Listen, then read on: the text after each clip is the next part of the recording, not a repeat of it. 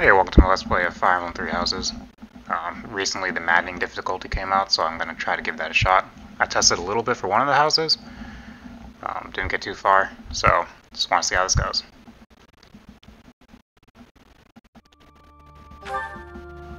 So I've already beaten the game a couple times. Once has the blue lines and once has the yellow golden deers. But in this case I'm going to be doing a house I've already done. I just decided I'd want to do it as the blue lines again. I really like that house. I liked the golden deer as well, but I'm saving the black eagle probably for later on my own time. So at least if we're going into this hard difficulty, it's with characters and things I already know, so maybe that'll help me. From what I tested, it's actually extremely hard.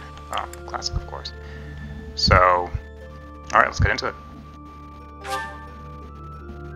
No, I actually don't want to use online features. The stats tracking stuff is kind of cool, but I don't really feel like showing that right now. And the other feature that they allow you to turn on and off is like these battlefield items, which I turn off because I feel like that's cheating. It's just like extra items that show up out of nowhere in the battlefield. And there might be a couple other things. I've never really honestly used it much.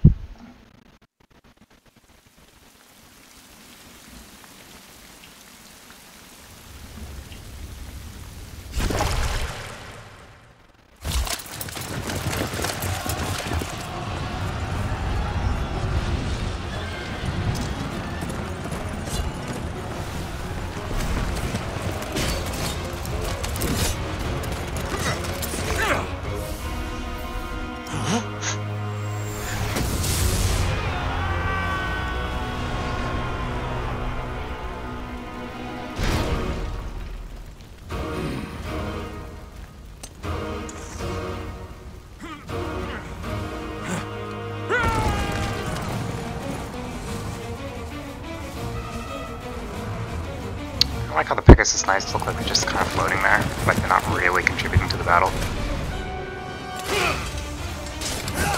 By like, I mean, it's weird.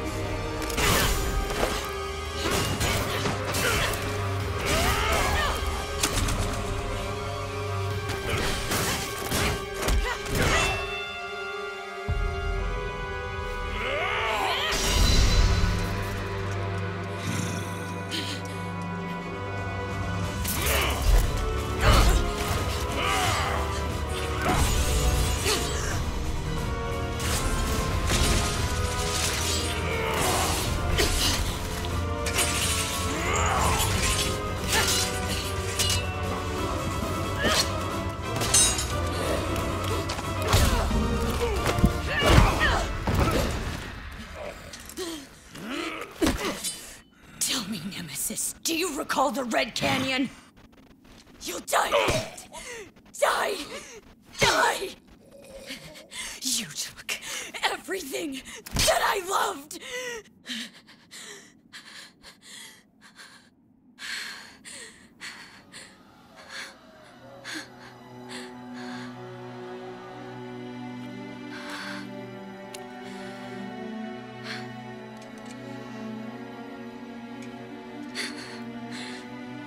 He's gone now, Mother.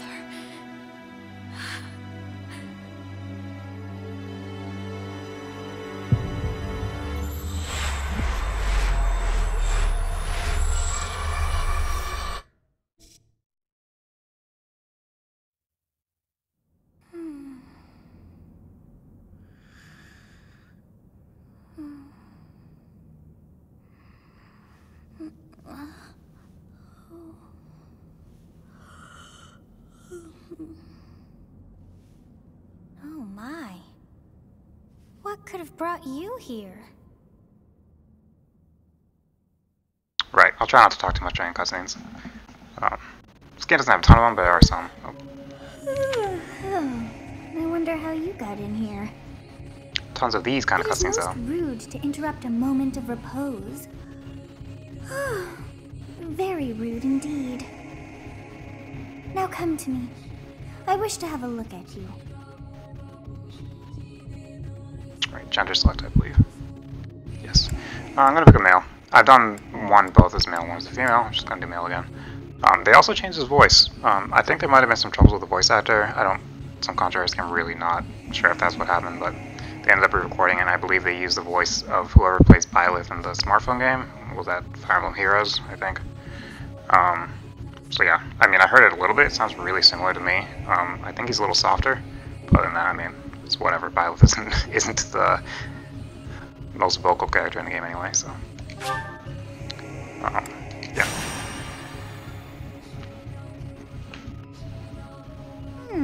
I have not seen the likes of you before. Who are you anyway?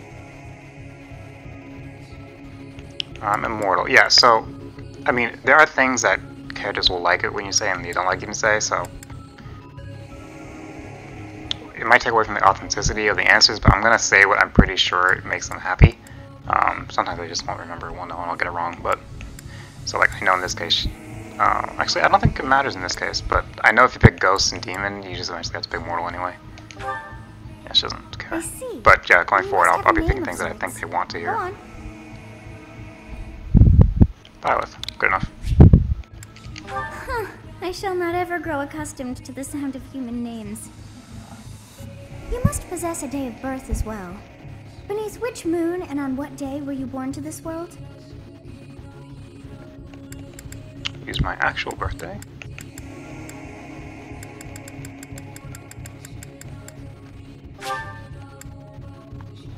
Wyvern Moon sounds badass. Well, wonders never cease.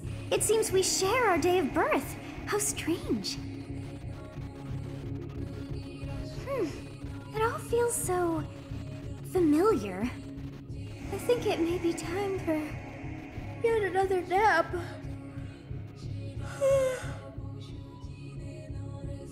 It is almost time to begin.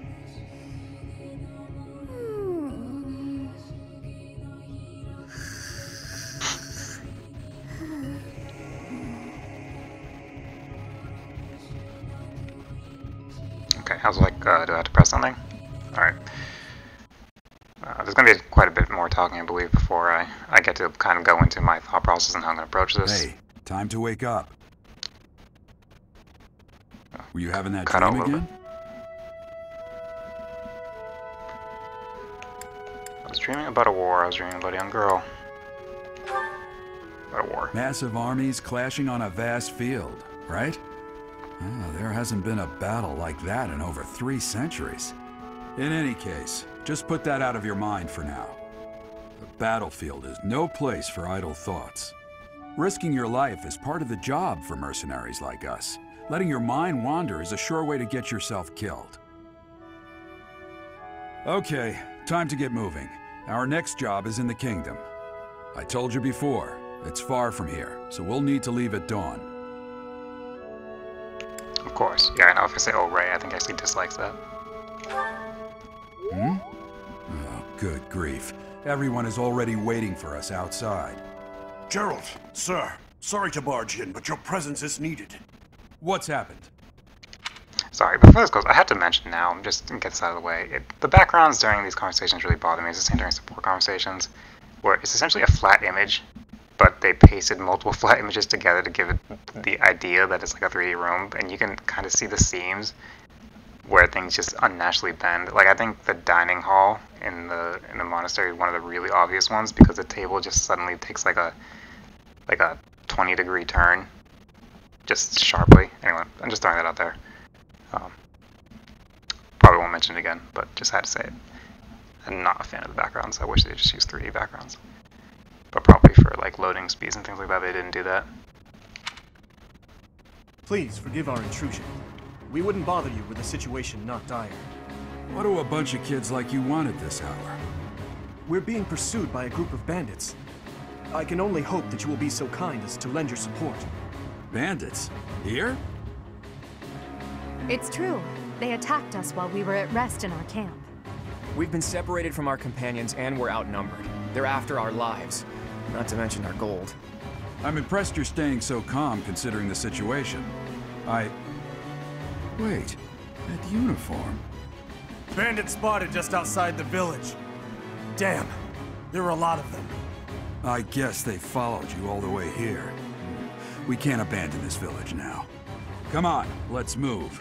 Hope you're ready.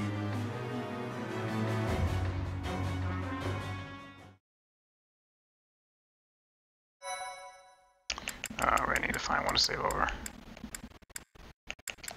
This can go. I am using a same profile on the Switch that I had before, only because I scanned all the amiibos and I just want the music selection. I'm not going to actually take advantage of any items that appear in the plaza because of the amiibos. I just want the music selection during kind of routine, grindy battles. Prologue, inevitable encounter.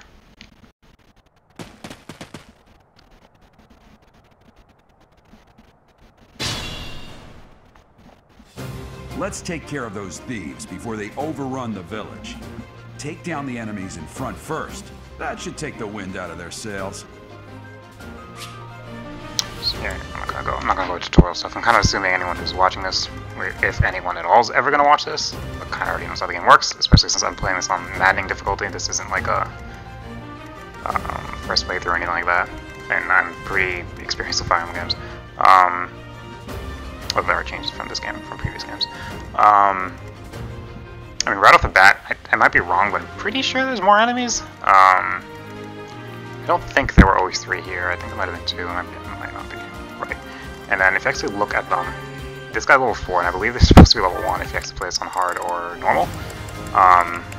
And then maybe not in this first mission, but they tend to have other abilities here because we're on Maddening difficulty. And I'm guessing this Sword Prowess level 3 probably wasn't there before, or maybe it was a Sword Prowess level 1. So it's hard to hit, it's easier to, and it makes it easier to hit me, and it's hard to crit him because of this. And I should just mention off the cuff, these prowess skills, they're really good. Like, if you get them to the max sword, lance, whatever prowess level 5, and your character uses that weapon all the time, they're not like a magic user or something like that. Well, actually, there's prowess for tomes as well. It's probably worth equipping those. They're just really useful. For 1, hitting the enemy, and for 2, not getting hit yourself.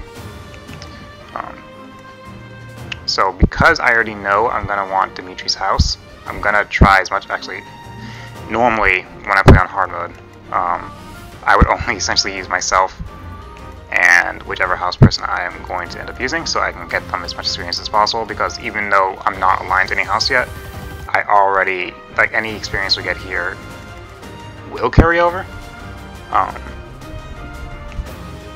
So like, if I level up and Claude levels up, Claude will be level 2 if I chose his house.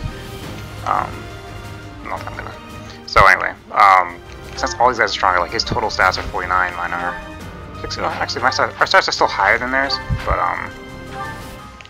one thing you will notice is that everyone's faster than me, which is annoying. Speed of 11, and in his attack speed stat, right here, of 7. So Adagor has 3, because since it's 4 lower, she would get double attacked. I would not get double attacked. Dimitri would get double attacked. Claude would get double attacked as well. No, Claude would not get double attacked, but he uses his bow, so it doesn't matter. Yeah, and assuming you know, but attack speed of, and it says right here, attack speed difference of 4 or more is what causes double attacks to happen.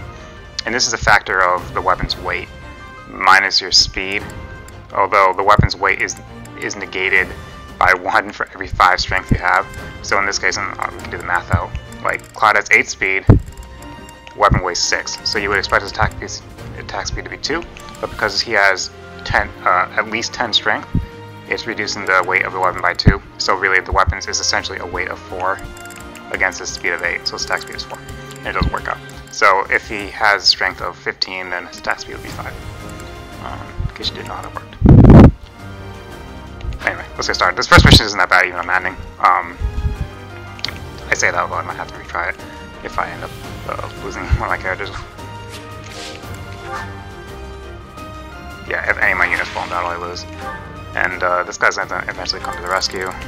I think after you like reach a certain point in the map, he just goes up, or it might be a certain turn. So stay focused.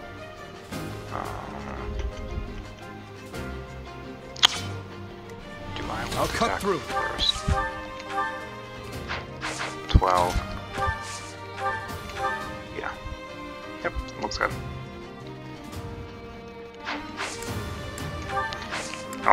Also worth mentioning, combat arts are I end up using them way more on these hard difficulties, because one reason why I wouldn't use combat arts before is because most of the time that makes it so you can't double attack. So a lot of times you end up doing less damage. Yeah, one difficulty. You end up doing less damage if you end up using whatnot, if your character was fast enough to double attack them anyway. I will prevail. You have a strength. You say you. Since these enemies have really good speed, I'm not going to end up double attacking them anyway, so Ready and willing. combat arts end up being really useful. Aside from the fact they usually give a hit buff too, so you end up hitting enemies more easily. And since I didn't expect to run it. Oh, I'm sorry. Why am I skipping all that? Sorry, I'll go back and I'll listen to that. But I was just so used to playing on my own. I'll go back and listen to those conversations. I think it's an easy fix for that. And what's up, Cloud? Could take the kill. Never mind. You didn't get the kill. Oh yeah, one thing you also notice, experience in Maddening is awful. You get no experience. It gets a kill. Now you know your limits. Like, that was experience for a kill, where if this was normal or hard, well, I don't know about normal, presumably even more normal. If this was hard mode, you would have gone up like half a level or more. We'll advance while protecting ourselves from the enemy. Take up position inside the forest. You have a strange aura about you. You say you're a mercenary, so show me what you can do. It's because of you guys that I'm not dead right now. Thanks for that. I didn't expect to run into mercenaries like you in some remote village. The gods of fortune must be smiling on me. Right, that's what they said before. Okay. Yep, terrain advantages. Okay. So Claude got nothing but 1 experience point for the noble class he's in, which isn't that big a deal. 1 kill isn't that big a deal. Edelgard only got 21 experience off that.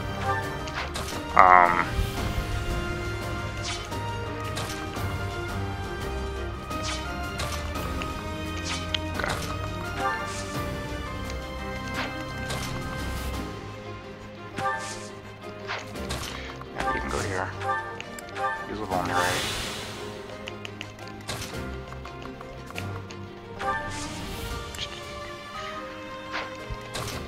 Talk to him too. Thank you. We are in your debt. It wouldn't do for us to fall in a place like this. Please, lend us your strength. Let's work together to drive out these thieves. Alright.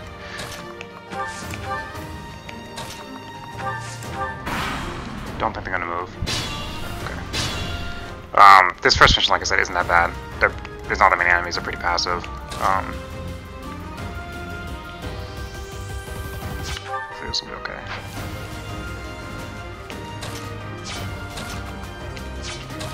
One thing I might do. Let me try this. There you go. Take a pulmonary too. Yes, good. If we're in the forest, we can sustain their attacks without losing the advantage. Actually, I should have put Edelgard here. That way, I would guess like 3 extra avoid and 3 extra hit. But that's okay.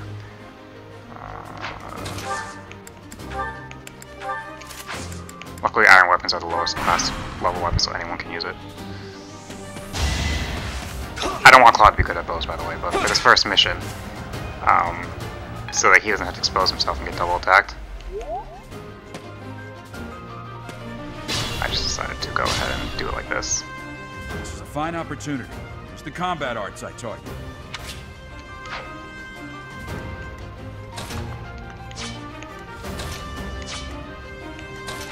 In this way, I can kill the enemy while getting the extra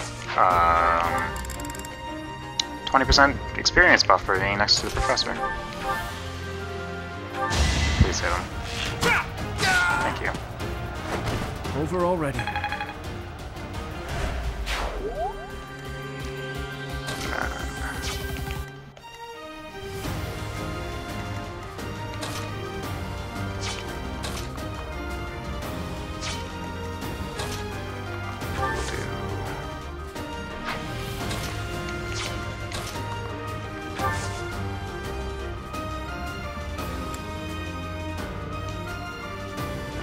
here. You stand here. And then I'll let Edelgard take another hit.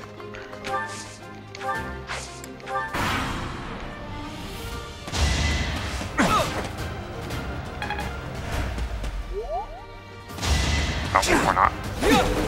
Oh, well, whatever. Okay. Attack when an ally is near. Yes. Supports, I got that. Actually, let's do this. Here, take your bow back. Curve shot this guy. As long as I don't give him the kill, I mean, look, 6 experience, whatever. You get more experience for killing enemy, substantially more, even on Maddening.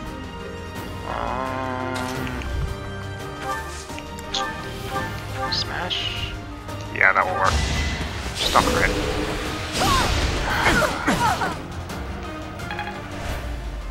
Okay. I might have to redo this mission now.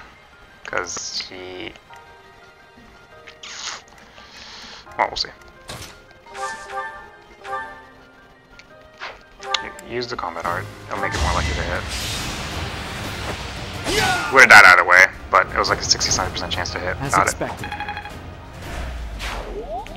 And you use a combat art so that if... Oh, good. Yeah, did it. Perfect. God, yeah, Dimitri's like one of the freaking strongest characters in the game in terms of just pure damage output. Well, damage output from a single attack. He's not the fastest or anything. He's not going to double attack as much as other characters, but he's super strong. Stronger than Edelgard, stronger than Dimitri. I mean, Claude. Think this through. Yeah, she's getting a little scared. Okay. Go here, you'll go here. 61, 70, I should probably... Well, yeah, I should be able to get one of them at least level up before the end of this mission. Especially when I go up against the boss.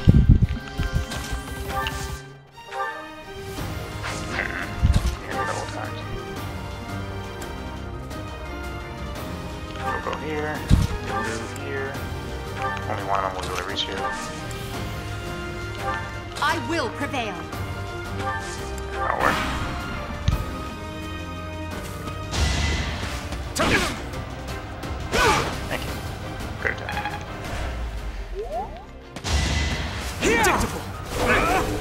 Wow.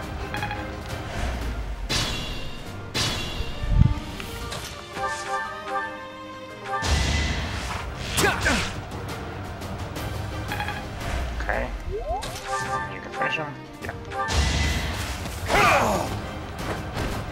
You didn't give it your all. Yeah, it is a softer voice, but it does sound pretty still. It's like the same voice lines as the older voice actor. Go ahead. Oh, Claude's not getting double attacked. Is that all? Oh, was that guy a fighter? Yeah, he was a fighter, that's why. He probably has low speed. He wasn't a Myrmidon. Yes, items. Yeah, he has only attack speed 5. So is he actually. So good, Claude won't get double attacked by any of those guys. No one would, actually.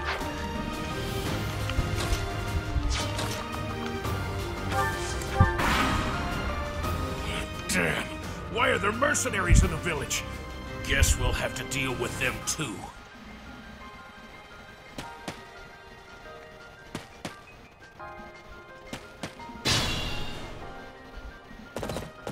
Okay, yeah, Gerald's gonna help out now. What item do you have? Okay, I'll get the axe if I kill you, okay.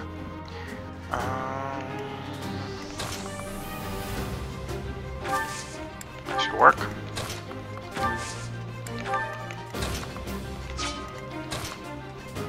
Stand here should be fine.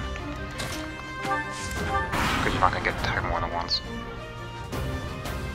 Hey! You with the blank stare! Out of my way! Yep, my character has no personality. Okay. So that's pretty good experience for just a non-killing hit. I mean, it doesn't look like it if you play out the difficulties, but it's not bad. Oh, good, she hit. Oh shit, I didn't think that through. Oh wow, oh, cool. I didn't think they could reach that forest. It'd be nice if you missed. Not my first fight. Yeah, Gerald, you know you're amazing. These guys probably do like almost no damage to you. What do you have? 14 protection versus 16 attack. So you take 2 from that hit, you take 5 from that hit. Yeah, attack speed is actually awful, surprisingly. For it being such an advanced class, which gives buffs. Oh, actually. Oh, I mean, he's only level 3. But if you were to translate up that up to like level 20 or something, which you expect a Paladin to be, then he would be much, much stronger. Let's see. Unexpected. You could probably give away everything in your inventory. Yeah, the reason why I'm doing this, by the way, yeah, I'm never gonna get to use the Edelgard again or Claude. Spoilers: if you pick whichever house you pick, you can never use the leaders of the other house, plus a few other people. So by the end of the fight, I want to give away Claude's bow as well. I already gave away the one already. Normally I wouldn't be this stingy, or I wouldn't care as much, but I want to get everything I can get my hands on in this playthrough. If I step here, you can't kill. 20 attack versus 7 protection. Okay, you can only do 13 damage to Claude. And the assumption is that they'll never be able to kill you with a crit.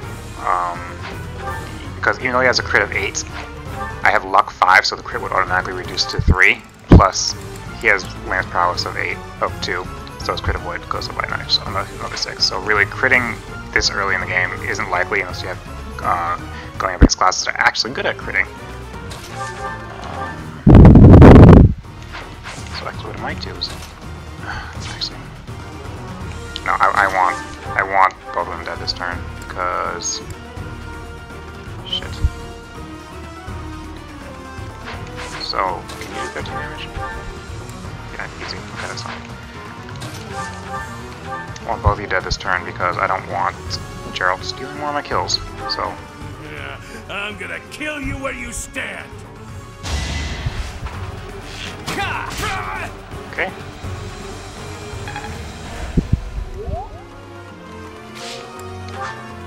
Yeah, okay, so I don't want to kill him yet, or the mission will end.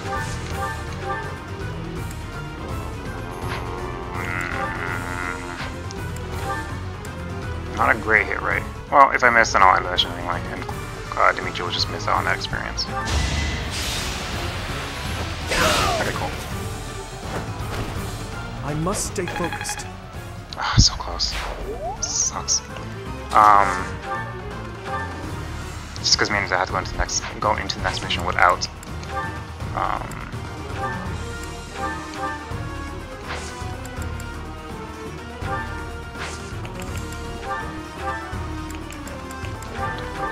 I'm not sure if Claude gets to keep the items he has. He's gonna end up being on my team, but I don't know if he keeps these 2 or if he gets a new set of items. But anything in the Byleth will stay, so yeah.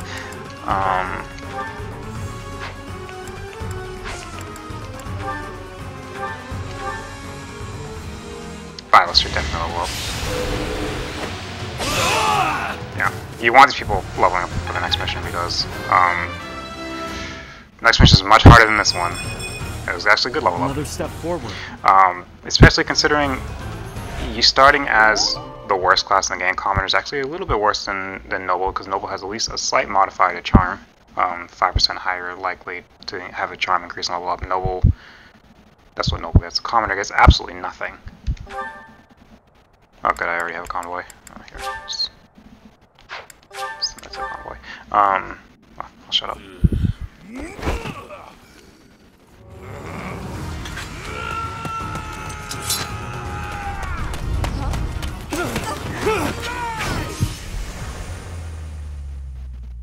No one would react like that, come on.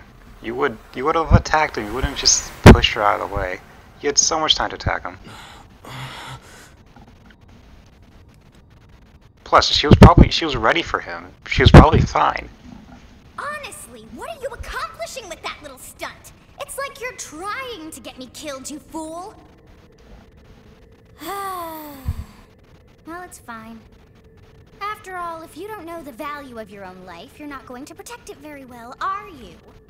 Of course not. Well then, I guess it's up to me to guide you from now on, right? You can call me Sothis. But I'm also known as the beginning. If you say so.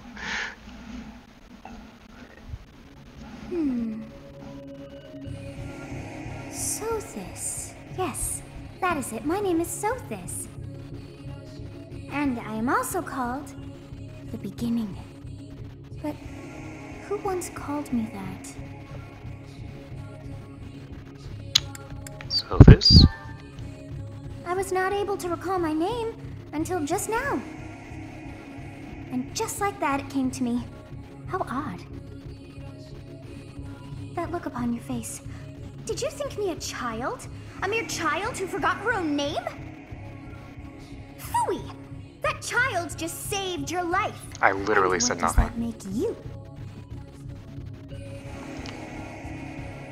I'm less than a child? Yeah, okay. Correct. You understand. You threw yourself before an axe to save just one young girl. Yet all is well, as I have stalled the flow of time for now. You would have died had I not intervened. You stopped time? I do not hear your gratitude. Perhaps I should force you to leave? There now. Is gratitude so much to ask? I did deem you worth saving after all. Though it is only momentary, time has stopped. However did I manage that? What will happen when time resumes? When time begins again, the axe will tear into your flesh and you will surely meet your end. How rude of you to drag me into this. Now what to do?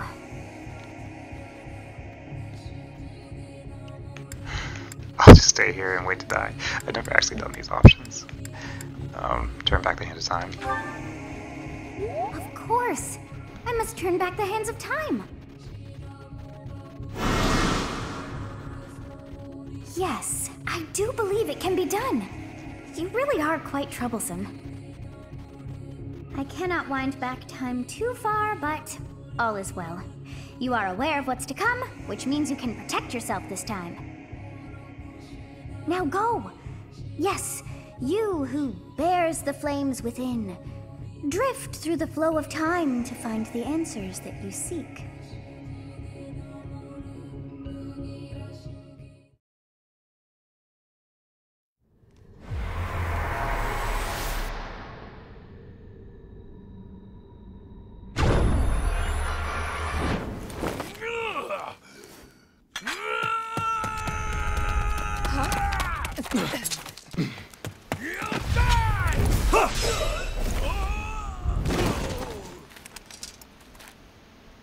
Hey, over here! Let's just smile and nod at each other while he only got knocked on the ground and his all other henchmen is right behind him. Hey, did you just...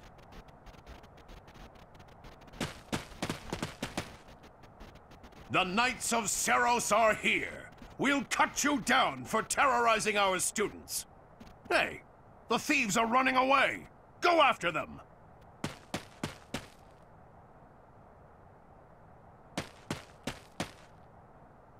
The students seem to be unharmed.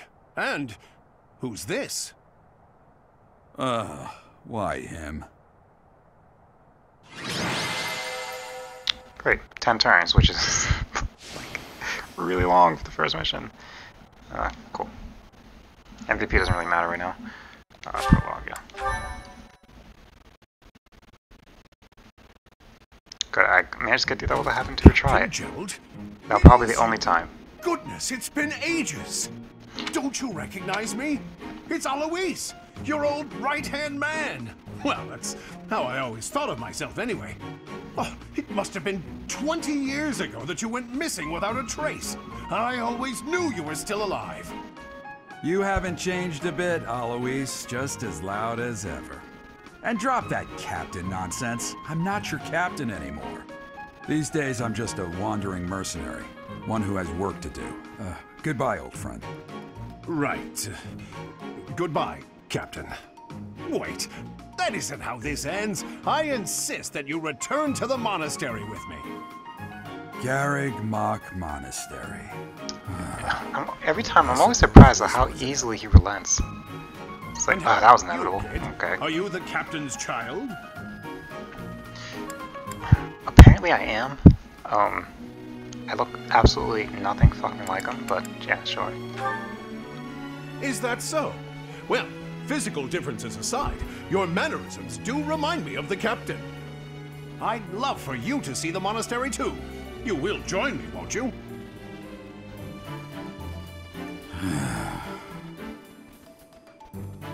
What's troubling you, Captain?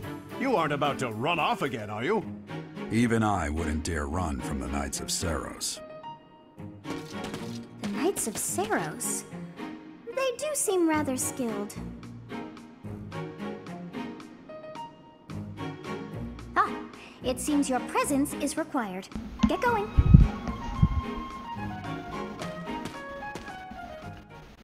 To talk to the other three, I think.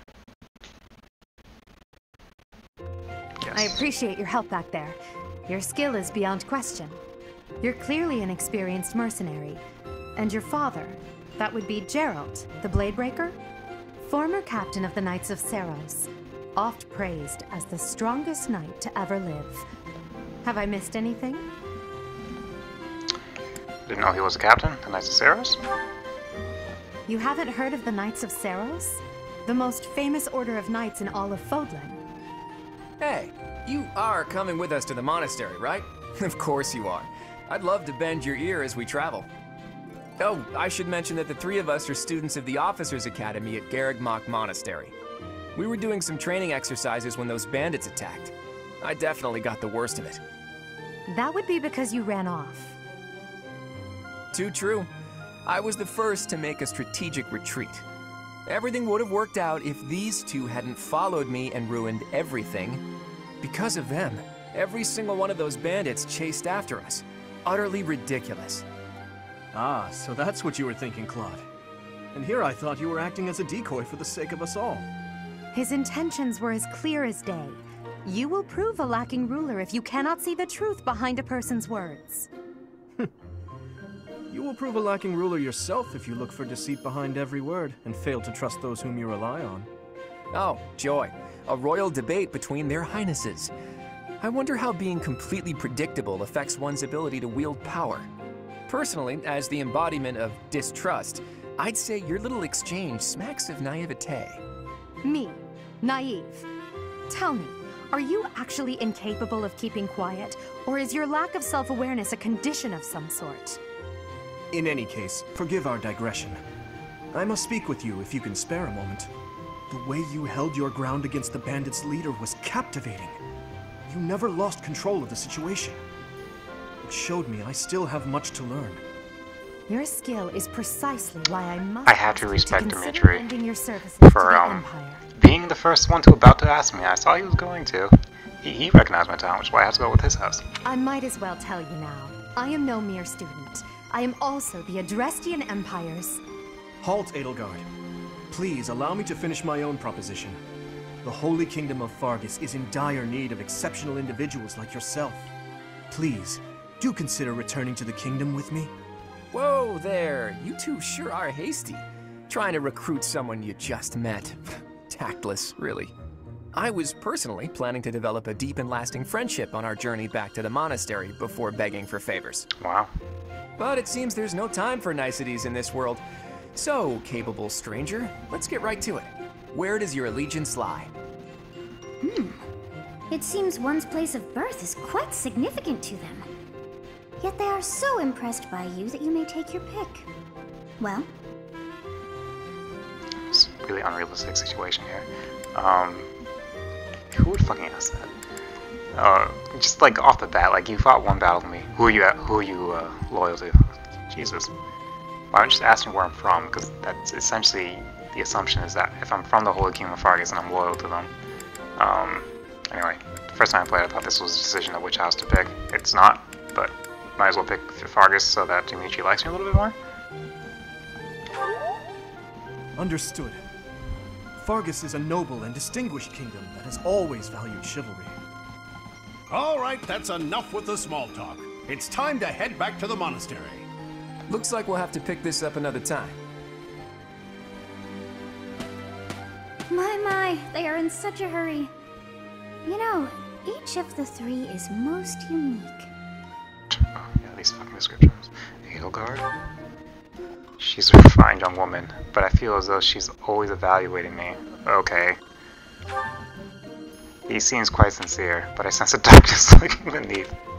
Sorry if, like, I'm popping your ears with my outbursts. It's just... Oh god, it's like fucking expositioning at me. It makes no sense. How the hell... Like, Claus is like the best one, what he ends up saying. His smile is his easy smile is striking, but that smile doesn't reach his eyes. What the fuck? Yes, what are you talking about? I am so sleepy once again. I may be sleeping, but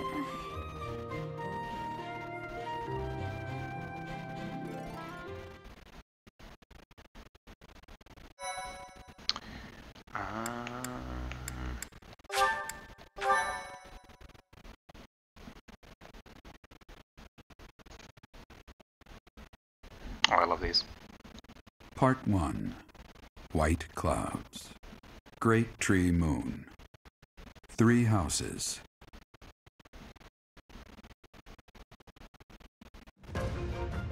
The icy winds of the Agma Mountains have begun to scatter, and the verdant fields once again spring to life across Fodlan, heralding the start of a new year. As they celebrate the dawning year, the people pray that they may realize their full potential, just as a tiny sprout hopes to one day grow into a great tree. First time I saw this, I was really confused. I was like, what am I supposed to get out of this? I mean, it really is as simple as it looks. They kind of give you a description of the month you're in. Fodlan, said to be protected by a revered goddess, has existed since time immemorial. This is 3 something ruling powers now control the land. In the south lies a region long held by a more than 1,000-year-old dynasty, the Adrestian Empire. Beyond its borders, to the frigid north, is the home of the Holy Kingdom of Fargus, ruled by the royal family and its knights. To the east, a league of nobles that heeds no king nor emperor rules what is called the Leicester Alliance. Once consumed by a tempest of war and turmoil, Fodlan and these 3 mighty powers now exist in relative harmony. And the red is looks a little bigger than the other ones.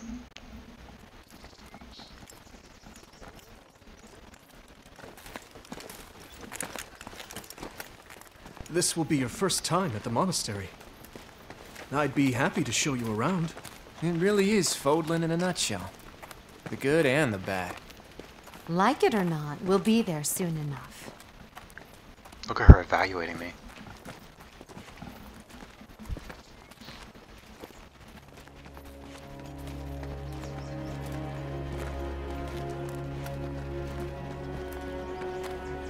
There it is. Garrick Mach Monastery.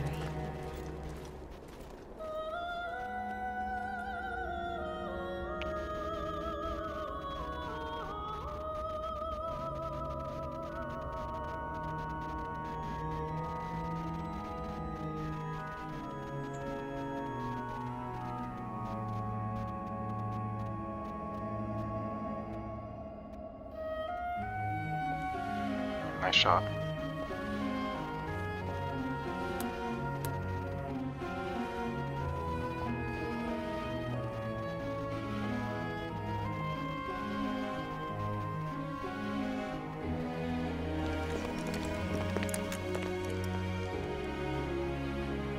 Ray is here.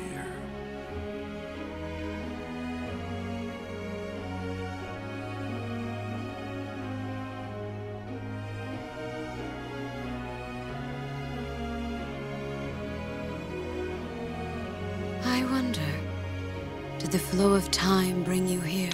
Rhea has a theme song, which is like one of my favorite songs in the game. You might not agree, but I think it's pretty good. It's also, I mean, it's a really short loop, but it just sounds so nice. I think we're gonna hear it now, probably.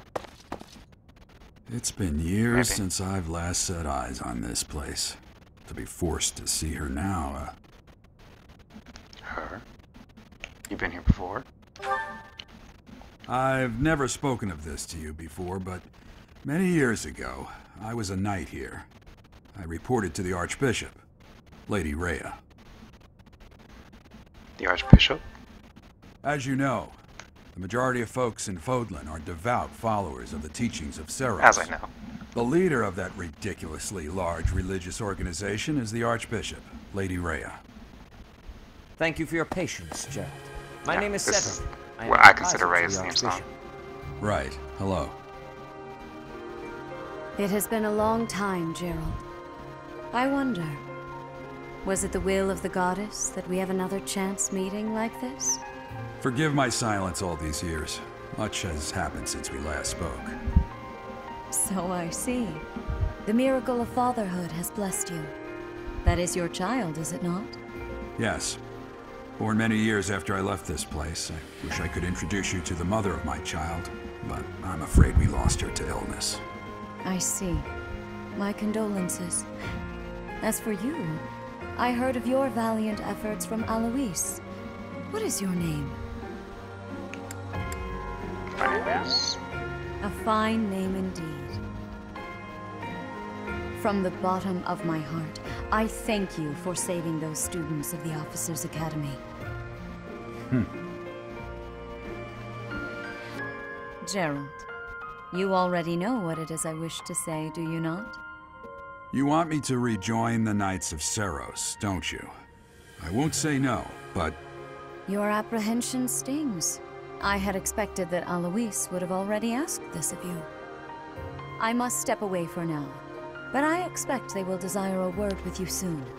Please listen carefully to what they have to say. Until tomorrow, farewell.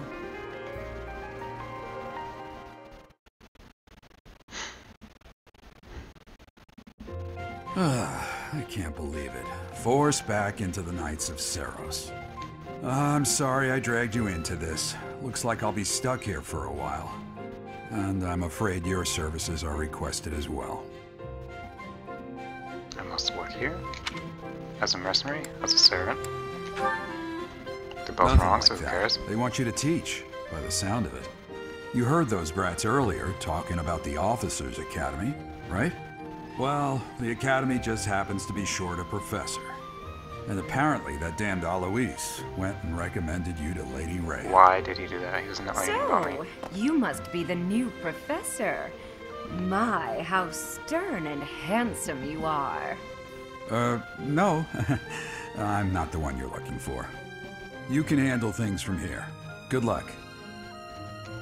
And watch out for Lady Rhea. I don't know what she's thinking making you a professor like this. She may be up to something. Stay on your guard. Oh, it's you then? So young. Competence and enthused. age are not necessarily correlated, as you well know. I am Hanneman, a Crest Scholar and Professor at the Officers' Academy. I wonder if you bear a crest of your own. When next you have a moment to spare, I insist that you pay me a visit so we can delve into the subject further. I'm Manuela. I'm a professor, a physician, a songstress, and available. It's nice to meet you. Yeah, she likes it if you acknowledge she's a songstress. Very proud of her past. Of course. Before I came here, I belonged to a renowned opera company. Perhaps you've heard of me? The Middlefranc Opera Company is beautiful, peerless. Spare our colleague the needless chatter, Manuela. Now then, it seems you'll be taking charge of one of the Academy's 3 houses. I expect you haven't yet been briefed on the nature of each, have you? Do you really not know? Fine. I'll do you a favor and explain. The Officers' Academy is comprised of 3 houses of students, each of which is closely affiliated with its region of origin. The Black Eagle House is for students from the Adrestian Empire. Their house leader this year is Edelgard, the Imperial Princess, who is in line to be the next Emperor. The Blue Lion House is for students from the Holy Kingdom of Fargus. Their house leader this year is Prince Dimitri. He is to be the next king of Fargus. Lastly, there is the Golden Deer House, which is for students of the Leicester Alliance. Their house leader is Claude, grandson to Duke Regan, the leader of the Alliance. To think that the next emperor, king, and sovereign duke are all here. It certainly is a promising year for the Academy. I'll say. I just hope none of those little treasures cause any trouble. Quite. For now, I suggest taking a stroll around the Academy to get your bearings.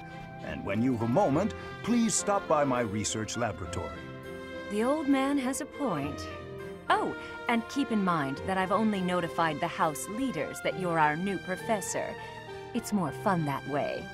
I suggest you try spending time with the students. Some odd ducks in that bunch, but they're good kids. I'm sure Lady Rhea will have more information for you tomorrow, but that should get you going. Good luck. You'll need it. Do you, not like Have students? you no intention of changing your mind, Rhea? Appointing a stranger, a child no less, as a professor at our esteemed academy is... I have made my decision, Sedith. I know worrying comes naturally to you, but there is truly no need. That stranger is Gerald's flesh and blood, after all. I can't say that's all too comforting. How trustworthy is this Gerald character? Is he not the man who went missing after the Great Fire 21 years ago? I would remind you that Flayn is now here with us as well. I beg of you, please consider whether this is an unnecessary risk. Sedith, they have my trust. Let that be enough for you as well. More importantly, I have received a report from Shamir. I am increasingly concerned about a matter regarding our suspicious individual. We cannot ignore those who harbor ill will toward the Church, especially if they are frequenting Garreg Mach. Yes, that matter is of great importance as well. I shall continue my investigation. Rhea, for now I will have faith that you are placing your trust with the utmost care. I pray that nothing occurs to shake that confidence.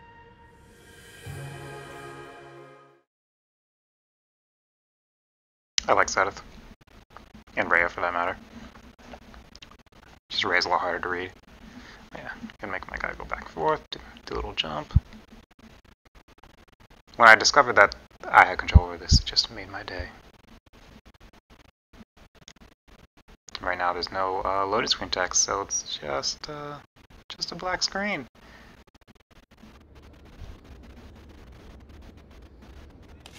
Alright, the ending shot on this cutscene is... it's something.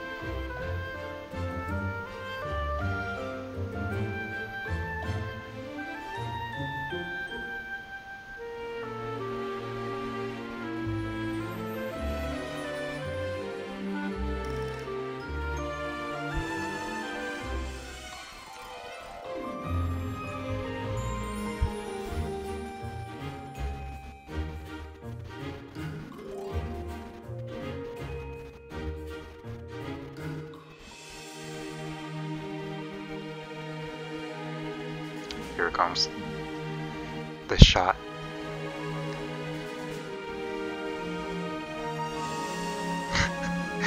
That's not actually the ending shot, but that's what I was talking about. It just looks so... oh, God.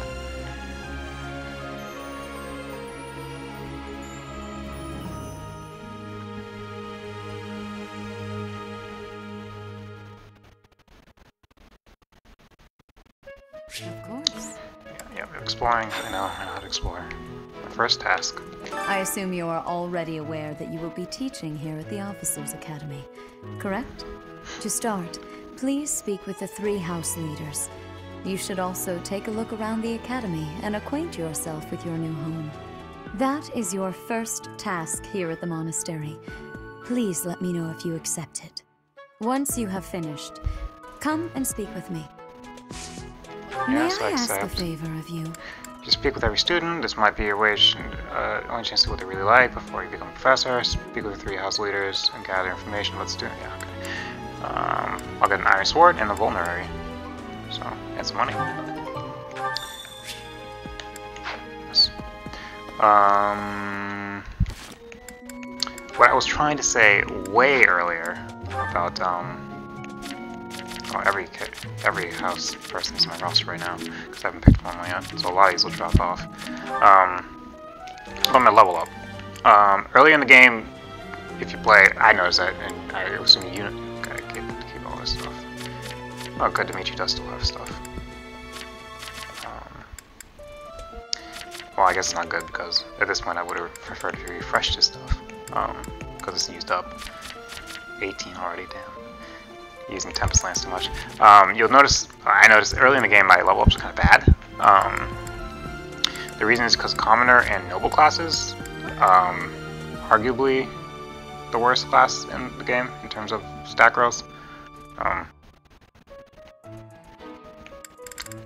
They have 0 across the board stat growth. The only difference is that a Noble's is slightly better because this charm set down here, they have an extra 5% chance to get an increase in charm when they level up, which is really amounts to nothing because you'll only be a Noble or Commoner for the first 5 levels, and statistically they're unlikely to get an extra charm increase more than they would have if they were a Commoner in those 5 levels. It's very unlikely that would be the. It takes 20 levels for it to make a difference of 1 point on average. So it really doesn't really matter that much. But yeah, so as you class up, bonuses to different stats you get end up being more substantial, but never too crazy. Unless it's up like HP, and I think like the most you can expect from a class other than HP is like a 20% stat increase, which is very good. A 20% stat growth increase, and say like if you already have like a 50% chance to increase in a stat, then it's 70% chance with the class/character combination. But it is a help, depending on what class you are. Should agree, everyone. I imagine you were a bit surprised that I recommended you as a professor here. I don't know why you did that. Frankly, we had someone else in mind for the role, but they ran off during our dust-up with the bandits. Can't entrust students to someone who's abandoned them once before, huh? You saved the lives of the students you came across. That, at least, was admirable. Now you should make the rounds. Go around the monastery and see that you greet everyone. Let's take me to the first floor, even though the map doesn't show that it would take me to the first floor, but they just drop you off there anyway. Eventually this will actually take you where it's supposed to, but for now they just drop you off here. Yeah, maybe I've got it. Okay.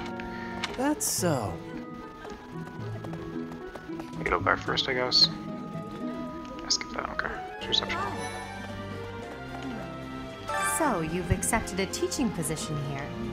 Pity. I was hoping you would lend your strength to the Empire. I never properly introduced myself, did I? My name is Edelgard von Hresbelk.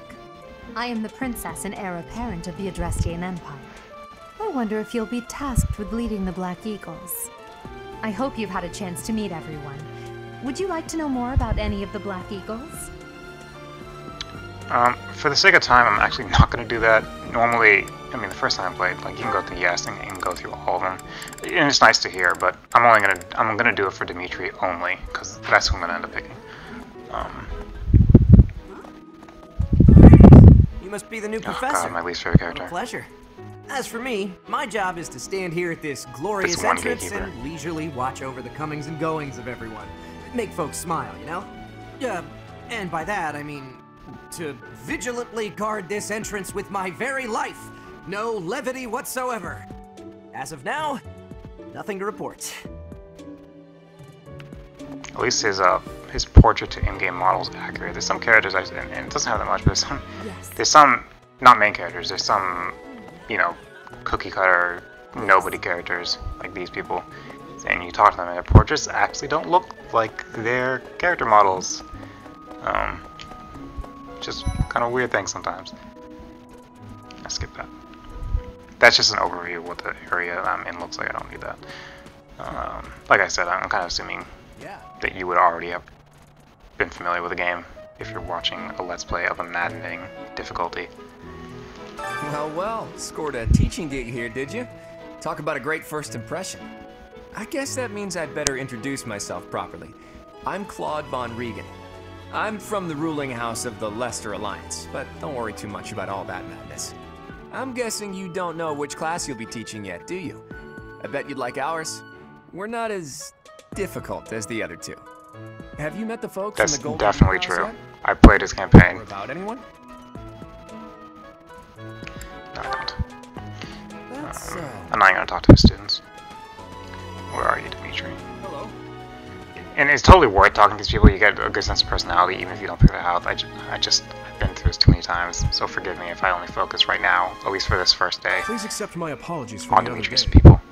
You came to our aid, yet I hadn't even the courtesy to properly introduce myself. I am Dimitri Alexandra Blaithid, I'll never Crown remember Prince that of full the name. Holy Kingdom of Fargus. Of course, at the Academy, I am simply a student. And I've heard word that you are to become a professor here. Delightful news. I still have much to learn, but I'm confident I could benefit greatly from your guidance. In any case, welcome to the monastery. I hear you're investigating the different houses here. Did any of the Blue Lions catch your attention? You. Me? Oh, Look at that please so low. forgive me. It's difficult to open up on the spot, don't you think? I'm afraid my story has not been a pleasant one. I do hope that doesn't color your view of me, but I understand if that can't be helped. What the fuck are people talking about? Who would say something like that? Oops. Hello? Let's do that again. Me? Yeah, shut I'm up. afraid. So, yeah, I mean, like I said, his strength is incredibly good, and 12 is very good already, and it's only going to get better as the game goes on. Way better, unless I get really screwed with his stat growth. I think he has a 60% chance for a strength increase, which is tied for the highest among other people in the game. There are other people with 60% chance, but he's one of them. He's a beast. Wait, I'm not done with that. God. I keep pressing the X button to delve into the stats, but it doesn't work on the screen. It's good. Swords, lances, and authority. Although all the house leaders are good at authority. And they might all be good at swords too, I'm not sure, as a secondary. He says weaknesses are, and he's bad at growing against. Weakness doesn't mean he's weak against it, it just means he doesn't learn it well. Axes and black magic. Okay. Dedu was born in Dusker, and has been loyally working in my service for the past 4 years. He's rather taciturn, but once you get to know him, you'll see he's a kind and good-natured young man. So yeah, if you look, he's good strength too, good defense, very good defense, very good defense growth, and plus his defining ability, his unique ability, it kind of just lends him to being a tank. I think he's also tied to the. I think he also has 60% strength, defense increase, not strength. I don't know what his strength increase is. He has very good strength increase, very good strength, not very good defense increase, and respectable, I believe. I don't know how good, like pretty damn good HP growth. So he's just a good tank, and his speed isn't actually awful. It's not good, but it's not. And I'm talking about growth because I can't remember what his full stats are across the board. But I think his speed growth wasn't terrible. Although if I end up making him an armored class, then his speed's really not going to. He'll be getting double attacked all the time, so I won't be able to rely on that. But if you're not taking damage, then it's fine. Felix. Felix is the heir to House Fraldarius. He has a bit of a sharp tongue, but don't let that fool you. Deep down, he's a good guy. He gravitates toward people who are skilled. Perhaps you would enjoy a friendly competition with him sometime. So, his ability to lone wolf, I mean, units deals 5 extra damage with no battalions assigned, or battalion endurance 0. That's a really good ability in the early game. I'd be hesitant to take advantage of that through the full game, because there are battalions that on their own can give you 5 damage anyway. So, if you have a battalion equipped that's increasing your attack damage by 5, among other stats it's also increasing, like his lone wolf ability is actually not worth it. But this is maddening difficulty. I'm probably going to use him on the first map, because on the first map you can only take along, I believe, 3 other people besides yourself. And since his strength is effectively 15, which makes him stronger than Dimitri, for now. And he has really good speed, so he won't be getting double attacked too much. Plus he's using swords, which is a lighter weapon, so lighter than lances and lighter than axes, so it's less likely to get double attacked. Yeah, so good character. Ash. He's the adoptive son of Lord Lenato of Castle Gaspar, but I hear he was born a commoner. He has an extremely earnest personality, so I'm certain he will approach your lectures with great enthusiasm. Yep, I like Ash. I mean, I like pretty much every character in the game. Minus Petra's choice of voice actor, since they didn't give her an accent for some reason, despite her supposedly having broken common tongue or whatever. I still like Petra. I just think the way her speaking is a little weird. She's not in my house anyway. Yeah, Ash's stats.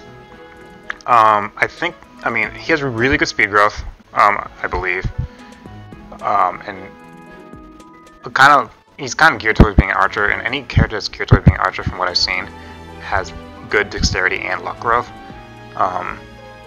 And dexterity is kind of like the skill replacement in previous games known as a skill, where what it does is it increases accuracy and critical rate. Although dexterity's been slightly nerfed in that regard. It used to be, I believe, every 1 dexterity increased your critical rate by 1. So if you had 50 dexterity or something, your crit rate would be at a baseline 50 plus whatever the weapon did and things like that.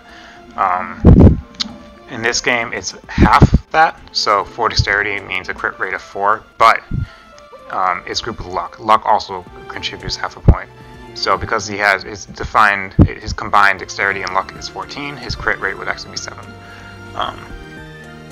I believe the best critter in the game would probably be someone like Shamir. Not that we've seen her yet, but I think she has her combined dexterity and luck growth rates are better than any character in the game, I believe. So she would be the best critter. Not to say she's like better than Ash or anything like that. Although I've heard people don't like Ash. They think he's a bad character, and I don't agree. I don't think there's really any bad character. You just have to know how to utilize the growth, you can get growth screwed. You can get some very bad level ups very consistently to the point that a character ends up feeling weaker than others, which is definitely going to happen in this playthrough too. It just is going to happen. Not every character is going to grow the way I expect them to. But him as a character isn't bad. You just have to know what role to put him in, and he can get crits. He's good at that, and he's fast. If he's not strong enough, then give him a beefier weapon, and maybe his speed will make up for that. For the weight, Sylvain. Sylvain is the heir to House Gautier. He is a capable person who highly values his friends. That said, well, he's always been a bit of a skirt chaser, so to speak. Pardon my bluntness. I speak with him about it often, but it doesn't seem to help. Yeah, so Philanderer. If a female ally is adjacent, unit deals 2 extra damage and takes 2 less damage during combat. I almost never cared too much about these abilities in other playthroughs, because even on hard difficulty, the game's too easy for it to matter too much. I have a feeling characters' crest abilities and characters' defining abilities, if they have a crest ability, and their defining abilities, I'll be paying much more attention to. I've already seen that when my kind of short playthrough of Maddening before, when I got a few missions in. It mattered to me a lot more. I wasn't doing it with this house, but we'll see. Anyway, yeah, Sylvain. He is, like I said, a flirt, but he's like straight up one of the... Aside from that, it's hard to dislike Sylvain, because like he's the least pretentious, nicest guy around. So yeah, good at spears, axes, and horses, or riding. So yeah, I'll probably make him a mounted class. Mounted classes have kind of speed debuffs in a way where just for being on a horse, your speed's lower, and your speed growth is lower if you're any mounted class anyway. Like, you get a minus 10% speed growth, I believe, with any mounted class in the game. Any horse mounted class, the flying classes actually get speed increases. That's okay. I mean, it's just something to keep in mind if you want to go for a horse class. You're probably going to get worse speed. Mercedes. I hear she was born to imperial nobility, but a twist of fate brought her to the kingdom. She may seem carefree on the surface, but she's actually a kind soul who pays careful attention to everyone around her. Yep, Mercedes, one of those characters impossible to dislike. She's good at both black and or faith and reason, so she's all around good at magic. She's an amazing healer. She has the healing spells she specifically learns are great for, and I say healer because there's other things white magic can be good for. She's not a good attacker. She's not a good utility person. There are white magic spells that I wish she had that she doesn't, but that's okay because I'm thinking of putting another white mage-ish person in my party who has more utility-based spells, white magic spells, like things like warp or rescue. I don't believe she has access to either of those. But she has physic, she has fortify, and you'll see that later in the game. Great spells. And her ability Live to Serve makes it easy to... I don't have to waste vulneraries on her. I don't have to waste a turn healing her with a vulnerary, essentially. As long as there's an ally to heal next to her, she'll heal herself. So great. Yep. Mercedes. I don't remember what anyone's crest abilities are, aside from my own. Annette. Annette is Baron Dominic's niece. She is a talented student who scored extremely high marks at the Royal School of Sorcery. She's cheerful and hardworking. Brilliant, really. Though she can be a bit oblivious at times. I hear she caused an explosion in the kitchen last night. Yep. I mean, she's another magic character. You can just tell by her base stats right there. 11 magic.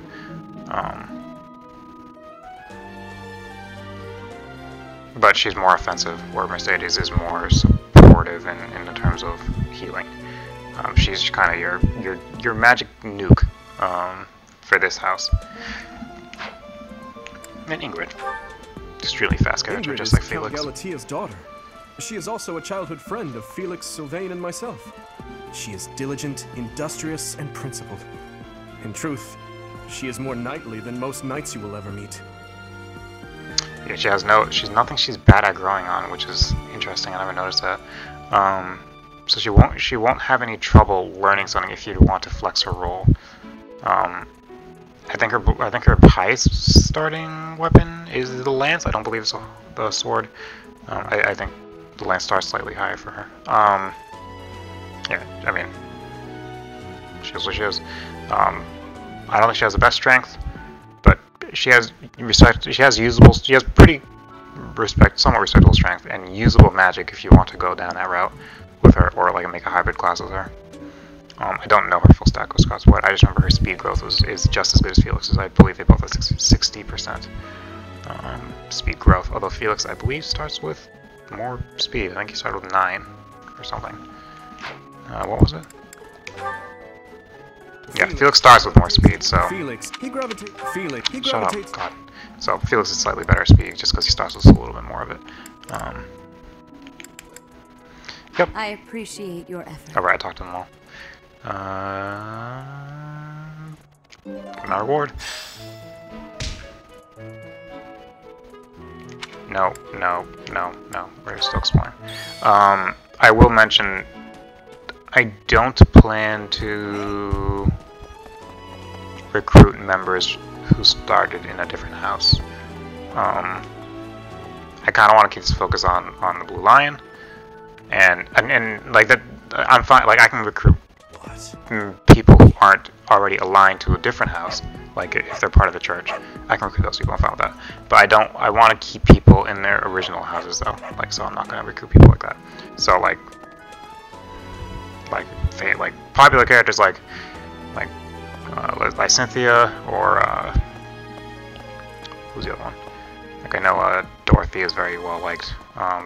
They get to stay in their house. What do you want? I am Yuritsa. I teach here. Weapon instruction. These are the training grounds. Goodbye. Thank you, Yuritsa. I just want to talk to him since he's not one of the students, so. I believe that's is... No, well, upstairs is more like all those people. I'll talk to all those people too when I go upstairs. But all the students are in these rooms, so I'll talk to my guys. Seem to be my guys. Hey there. Are you the mercenary who saved His Highness? It's an honor to meet you. I'm Sylvain Jose Gautier. Feel free to say hi whenever you like. I believe if you're a girl, he actually slightly hits on you here. I believe. I might be wrong. Dedue and Ash. Hi there. You must be the one everyone's talking about. I'm Ash. Great to meet you. This here is Dedue. He serves Prince Dimitri. I have heard that you rescued Ash His is Highness. Words cannot express my Or gratitude. Dimitri's very tall, I don't know. Should you Or ever require my strength, Dedue's very tall. please know that I will hasten to repay this debt. Yeah, so every house has a right-hand man. So you can recruit any member from any other house except for the leader and their right-hand man or woman.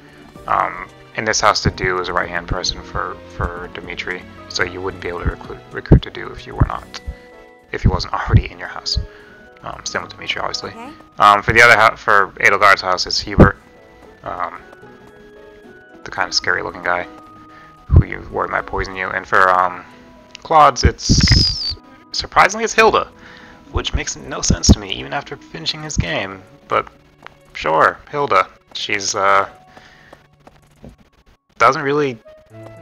I don't know why actually. I don't know why it's Hilda, but it is. I would have thought someone like Lawrence. Because Lawrence is a character who's most preoccupied with the welfare of the Lesser Alliance. Sometimes, like, arguably even more so than Cloud himself. But no, you can recruit Lawrence. You just can't recruit Hilda. Maybe because they figured people wouldn't like Lawrence, although I really like Lawrence. So, I don't know. I have no idea why. It's just, Hilda was a strange choice to me, but whatever. And who's this? You don't look familiar at all. Do you work here at the monastery? Oh, Mercy! Do you think this is that mercenary people have been talking about? Now that I think about it, that does sound like something Dimitri may have said. I suppose you'll be enrolling at the Officers' Academy too, then? Well, it's a pleasure to meet you. My name is Mercedes, and this is my best friend. I'm Annette. It's nice to meet you. Yep. They're best friends, which is a good point to bring up. Most characters who have supports with each other, it's the same across the board the way it works. And I believe if you have no support with a character, like if you're not SC yet, I can't check yet, then I believe it's a +3 growth, like not growth, +3 increase to hit, increase to avoid, and increase to critical avoid. I believe how it works. If you're next to them, or if they're next to the enemy they're attacking, or something like that, you get that. So even if you have no support with someone, it's still worth being next to people just to help hit people, avoid crits, avoid hits in general. C, I believe, is +5 for those. B is maybe, I don't know. I might have got the notes wrong. You get the point. Those stats, like once you get to A, it's as good as it can be. But in addition to that, there are character pairings that have an increase to attack strength, to might, as this game calls it. So, where is it? Yeah. Well, you can't see because all you have strength and magic, but they calculate stats that indeterminate damage, which you can see in battle. Might.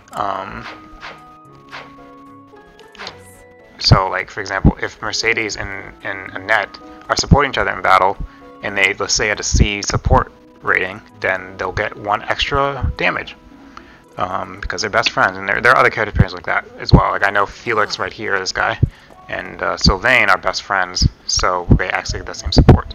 So again, something I never really cared about in earlier difficulties, but it's nice that I'm kind of forced to care about that more now.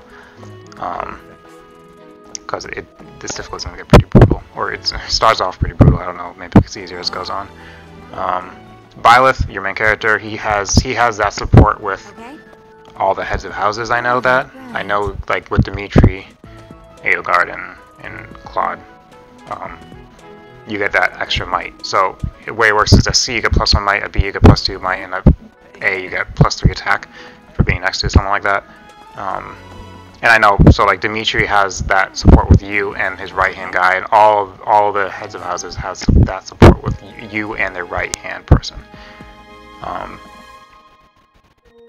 And I don't know all the pairings in the game that create those kind of additional supports, like additional support benefits. But I know some of them.